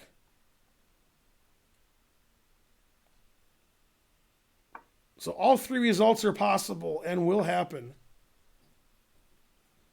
I have to go back home. Okay. The engine doesn't like rook f6. It actually wants to play c4 and then knight d5, which makes sense. c4 is very anti-positional, weakening this pawn, but knight on d5 attacks the rook and attacks the f-pawn. So the knight's obviously fantastic on d5. You're going home? No. Or I'll be home in about, 45 minutes. I'll upload the video before I go. Yeah. Yeah. All right, c3. Rook g6. And then rook d1. Good, good. The engine wants to play d4. That's a hard move to play. Yeah, d4 makes sense. That's why he played c3. But he played rook d1. And I assume both sides have no time now. So all three results are possible. Fabi could lose this too. I mean, his rook's trapped on h4. And he can't draw. If Fabi's like, this line draws, and this line I'm worse, he has to play the worst line. Because, he has to win. Yeah, now the engine says black's doing great because this rook is trapped. So white's extra pawn could win. Black could win because the rook is trapped. It could be a draw because there's no pawns on the board. They're trading them all. Also, both sides have like 30 seconds, I assume. The engine wants to sack the exchange. Rook takes b5. And the reason is this rook's trapped. Then rook f6, and the rook's trapped. After rook takes b5, black is very close to winning. Probably winning. Is c takes a mistake? No, c takes is right. I mean, getting your rook trapped wasn't good. It seemed good at the time. But then Ding found f4 and rook d5. What a genius. Rook takes b5 is probably winning because the rook is trapped. I'm going to move my rook to f6 and then play bishop g5.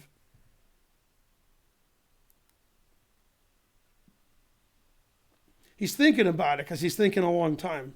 So he'll probably play it. He did play it. Yep. Fabi might lose. He was better. All right, and then this has to be winning. Nepomniachtchi has to win this. I'll be furious if he doesn't win this. But this is the interesting game. All right. He didn't play rook f6. He blundered. The point of rook f6 is it defends this pawn, so the rook can't get out, and he played check. Yeah, and now white's winning. That's crazy. Yeah, now I play rook g1 check. Wow, what a blunder from Dingler. After rook f6, bishop g5, the rook is trapped. Now bishop g5, rook g1, the bishop's pinned, and you're not defending the f pawn. What a blunder! Wow. Yeah, now white's just winning with rook takes pawn. Man, that's crazy. That was crazy what Dingler did. Just play rook f6. And you keep this rook trapped. Then bishop g5. But now the f-pawn's not defended. Yeah. But this is a winning rook and pawn ending for white. Currently, white's up 2 pawns. Black win one of them back. Maybe the other one, but this king is here. That's no good. Yeah. So the best that black can hope for is a draw in this ending. Should be lost.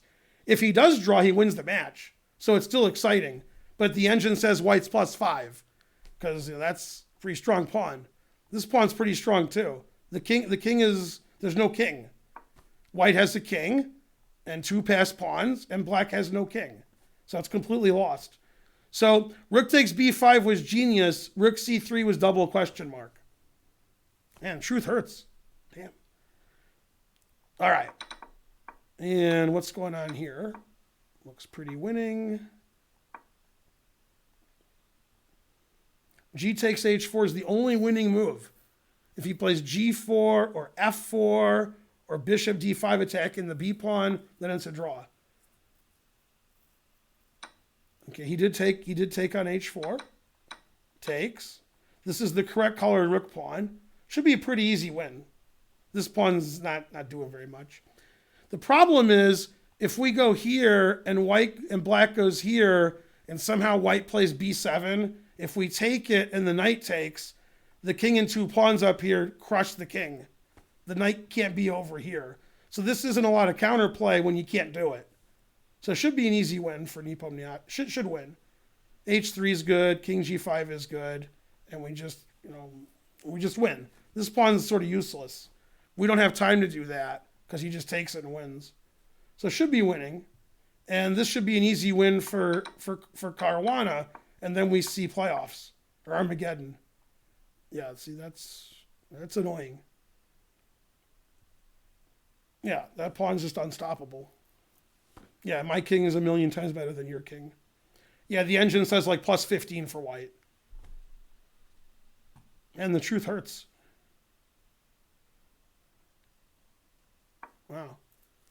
That's amazing. He played the correct exchange sacrifice, then he blundered the next move. Man, chess is hard. As we like to say in the chat, the players are proving they're not using an engine. See? Good. All right. He played king g5. I agree. King f2, bishop d5. I agree. King g4. I agree. Now, it's good to have the right colored rook pawn. That helps. If this bishop was on a dark square, this would be a dead draw. Because, you can't win. But on the white square, should be easy win. Game's going to take 100 moves, but he'll still win. And did he resign? Because he hasn't moved in a long time. Yeah, the engine says +8, +9. Man, that's harsh over there. Tough. I got 2 guns, 1 for each of you. That's incredible. He sacked the exchange, then played rook c3 check instead of rook f6. He let the rook out. Wow.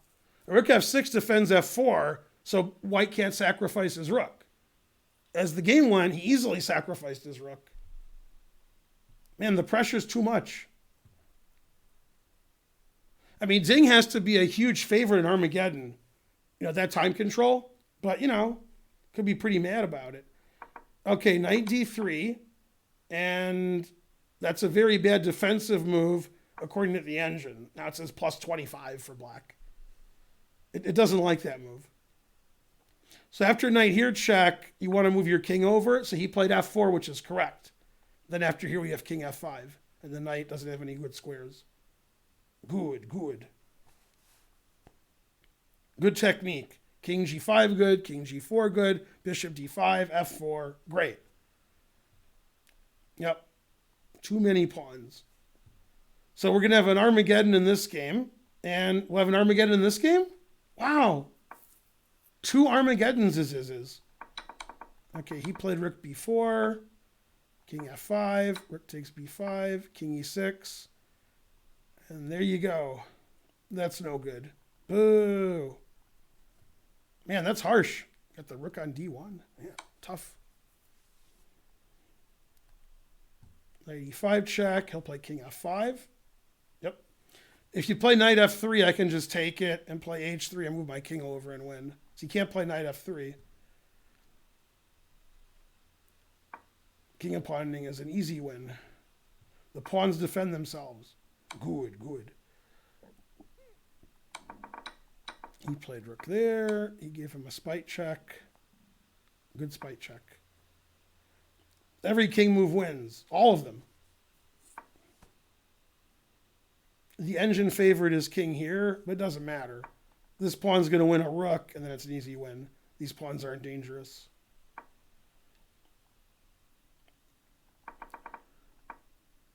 Let's see, what did I miss? Knight here, bishop e4 is good, knight c5 is good, h3 is really good. That's a very serious threat there. King g1, f3. Now he's threatening h2 check, and then, does that win? f2 takes h2, knight takes e4. That doesn't win. The engine's announcing mate because of king here and the pawns pushing. b5. f2 check actually doesn't win. Yeah, neither move wins because of the knight fork at the end. If you queen on either side, there's a knight fork. So king f4 is forced mate, and king e5 also wins. Then there's no knight check on g3. King f4 is the obvious move, because then there's no knight check on g3. Like, here's an example of what I was saying. Right. So obviously, if black's king is on f4, there's no knight g3, so there's no tricks. Okay, and he played king f4. Yeah, Nepomniachtchi played the last 10 was perfect. Yeah, and now the game's over because this move wins. Yeah. He did play f2, that's correct. As Dave Chappelle would say, that is correct. The question is, will he play on queen versus knight or he'll resign? Queen versus knight, the truth hurts.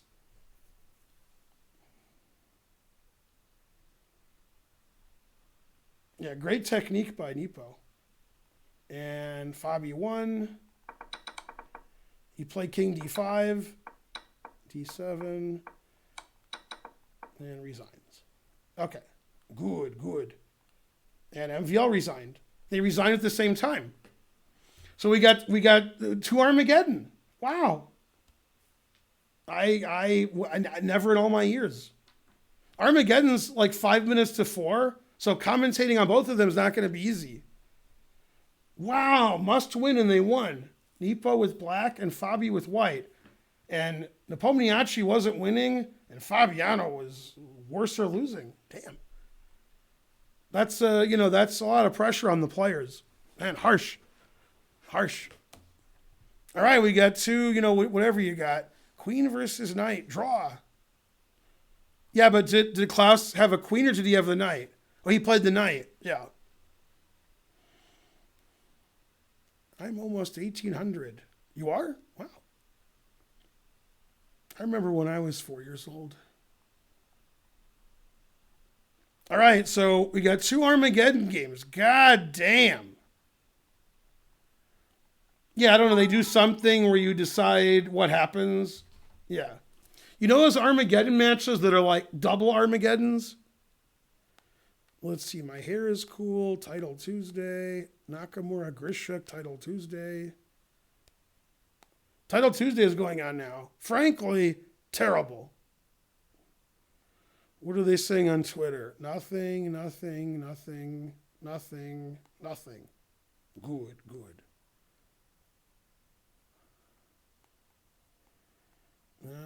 Blah, blah, blah. Reported for harassment. Not me.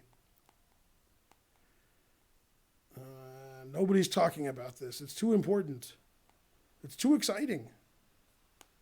Man, 2 Armageddons. So that means all 8 players have lost a game now, right? Yes. All 8 players have lost a game in the 15-minute. And if I'm not mistaken, I might be mistaken, Geary's the only one who hasn't won a game. I think the other 7 players have won a game. All 8 players have lost a game. At least one. And then Geary hasn't won a game. Yeah. Can you explain Armageddon? It's 5 minutes to 4. White has 5 minutes. Black has 4 minutes. Unless it's 6 to 5. I think it's 5 to 4. And then black gets draw odds. So black has worse because he's black. Black's worse by a minute. But if it's a draw, black wins. So they play 1 game and that's it. Now, if you win the match, it's 3-0. But if you win Armageddon, it's 2-1. So now Magnus is tied for first. All right. I thought somebody would win 3-0 and they would be in first, but no. In fact, Magnus could be clear first, I guess. Yeah, if MVL loses the Armageddon and Ding loses the Armageddon. No, that's not right. Fabiano and Ding won their first match. Right. So Fabiano and Ding, whoever wins the Armageddon game is tied with Magnus for first. And if MVL wins the Armageddon game, he's tied with first. There could be a 4-way tie for first after the Armageddon. Or maybe there's not. All right. And the question is, will they show the Armageddon game? I hope so.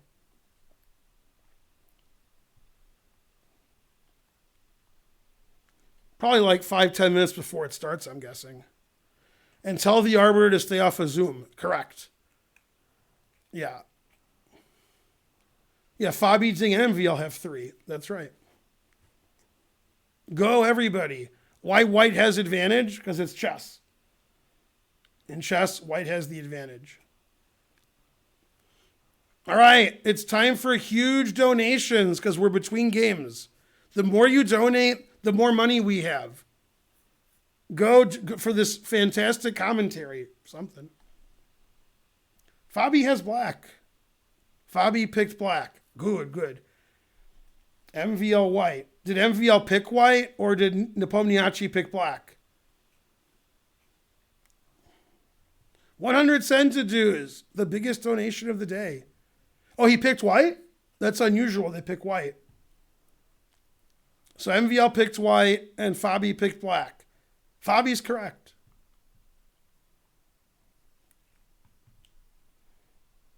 Need those games in the live chess so I can show them. Let's hope. Both match Armageddon. Rawr. All right. Let's see. Ban. Good, good. The more people I ban, the better.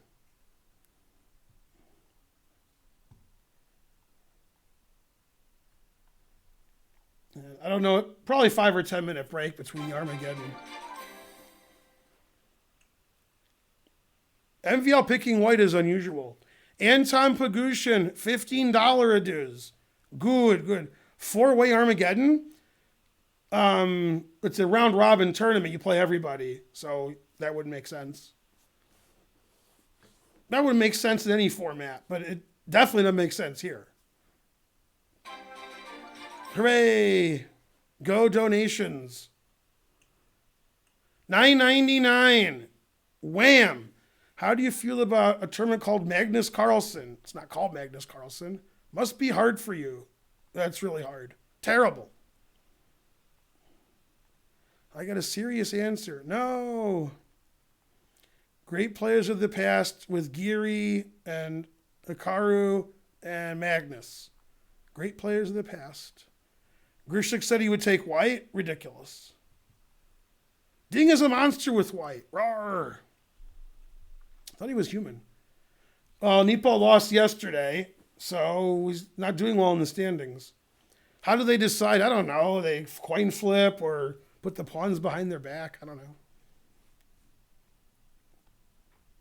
Come on, chess.com. Put those games in live chess. Do it. We need that. Otherwise, I can't show the games.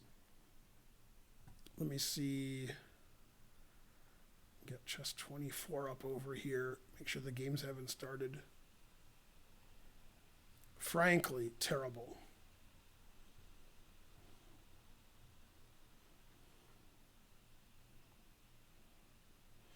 I can't even get chess 24. Oh, there it is. All right.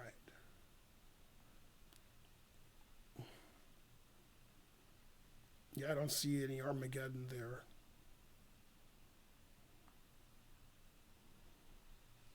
Just in case. Pawns behind the back, old school is correct. That is correct.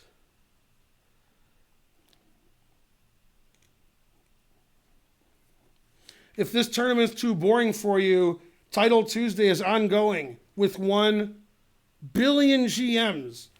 Hikaru's playing, Grishuk's playing, Nihal Sarin, Georg Meyer, Vladimirov is... Who's that? I know who that is. I can't think of his name.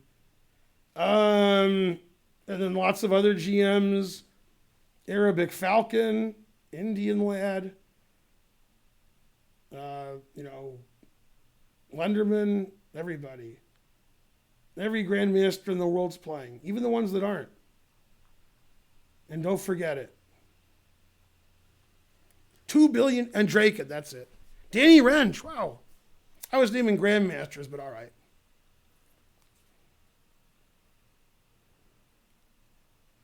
Armageddon's been around for, I don't know, 10 years, I guess. Can I get Bend? How do you get Bend? Go, Pietro. You're the best. All right, they still haven't put the games in live chess. I'm getting scared that they won't. It's too hard for them. No. Is Geary playing in Title Tuesday, really? Man, harsh. I guess he wants to win a game in his life, so. It's like 11 rounds, right? So he has a good chance to win a game. Ding game has started. Yeah, I don't have it here. All right, let me go to this. All right, and then this. That's too bad that chess.com can't do it. Yeah, they don't have the games in live chess. All right, I'll fix it. I think this is it. Live chess 2. Come on, get there, Ben. I might have to get rid of... I think I have to get rid of this.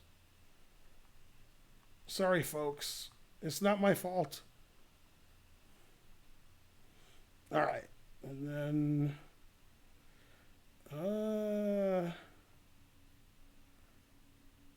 let's see. Are you guys looking at it now? Yeah, let me move it. All right. Is that good? Let me see if that's good.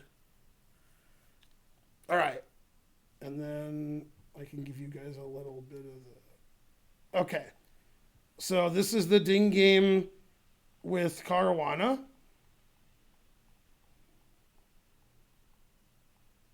Slightly different than their other games.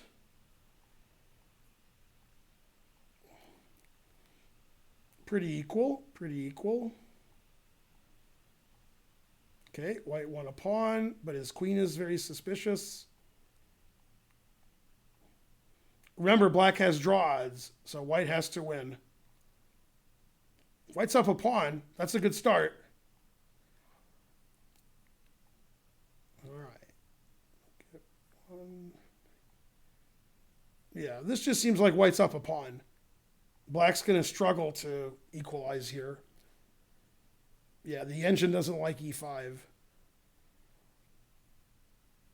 All right, and then the other game has not started? Okay. Well, if it hasn't started, it hasn't started. All right. And then de5, knight takes e5. Bishop c3 is good.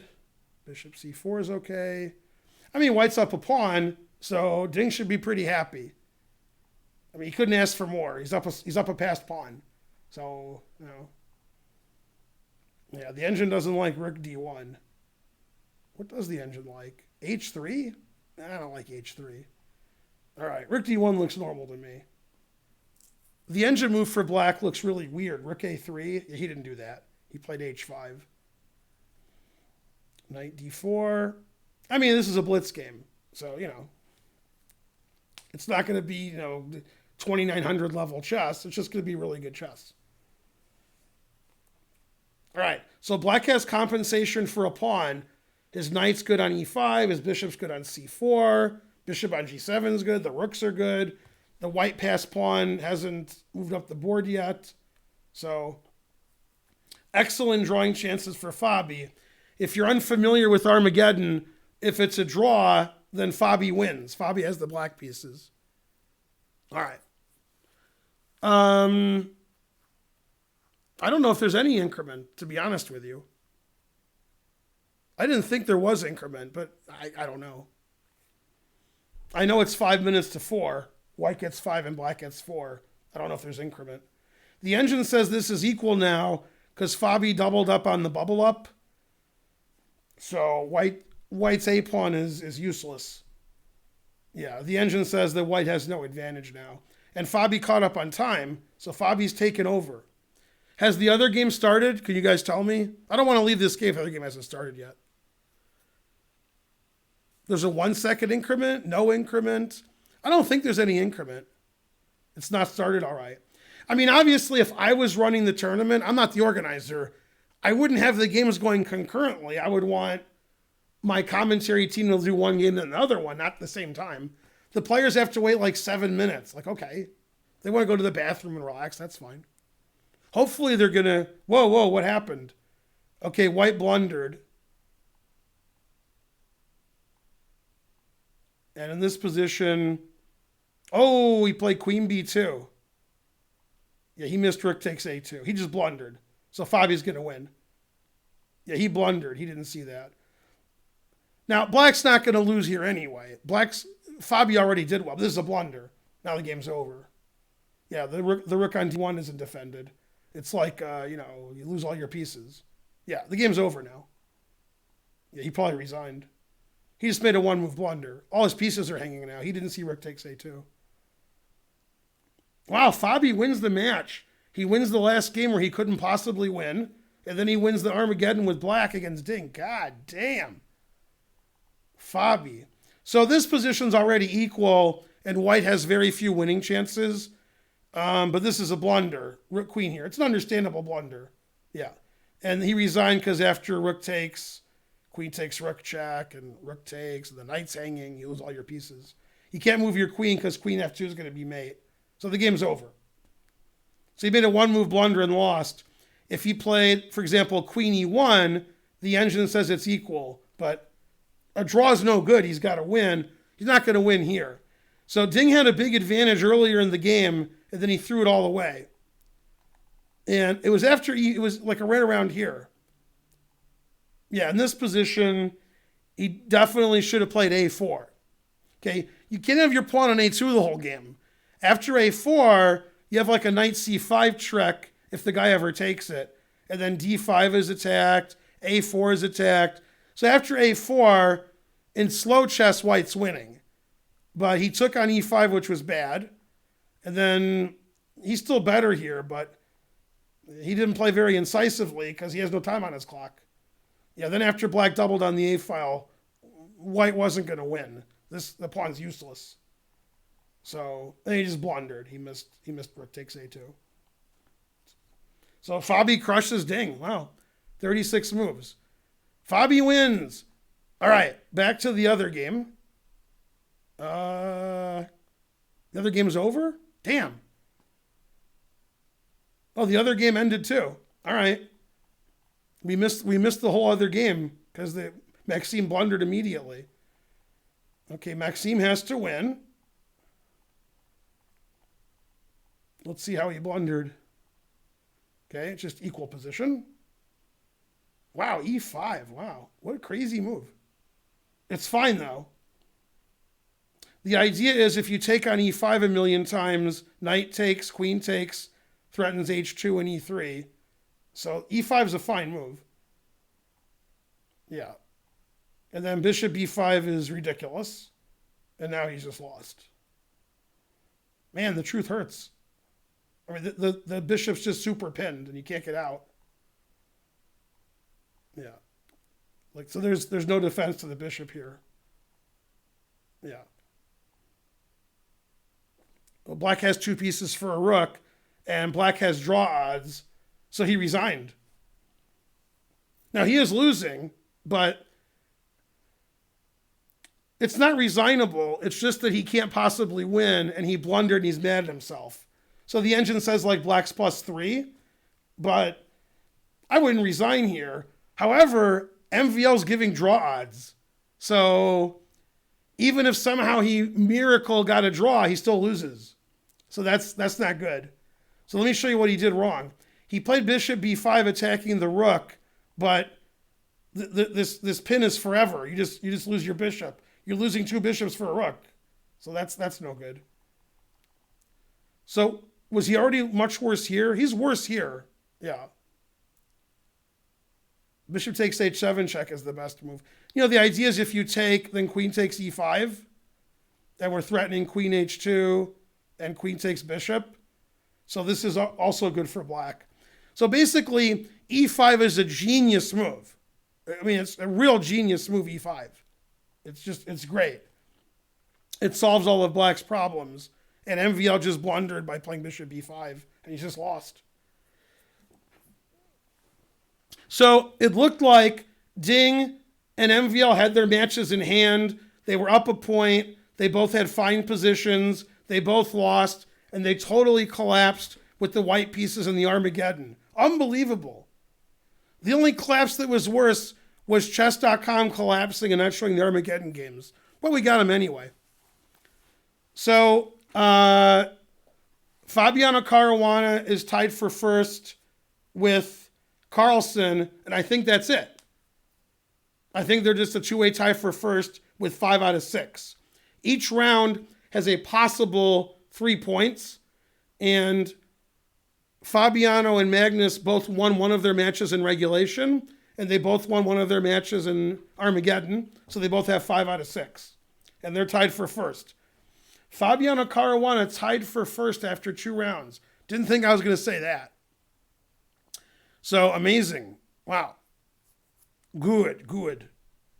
Anyway, MVL blundering, like a little bit of blundering, not a lot. And Ding really blundering. Rick takes A2, resigns. So 2 blunders in the blitz games.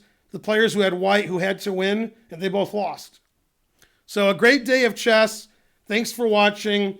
I'll be back tonight. I'm supposed to be on Chess TV from 9:30 to 11. So I'll probably start streaming about 9, maybe 9:30, maybe 9:30. I do a recap of the round. So I'll see you guys tonight with the recap of the round. It's going to be 10 games. It's going to be a long recap because we both had Armageddon. Thanks for watching. Thanks for subbing. Thanks for donating. Thanks for cheering. And if you didn't do that, thanks for nothing. Roar! All right, great matches. The guys who had to win the 4th game both won the 4th game and both won Armageddon. Unbelievable. Frankly, terrible. Grishuk playing Title Tuesday and providing commentary. Roar! Go Grishuk. All right, see you guys in a few hours. Bye.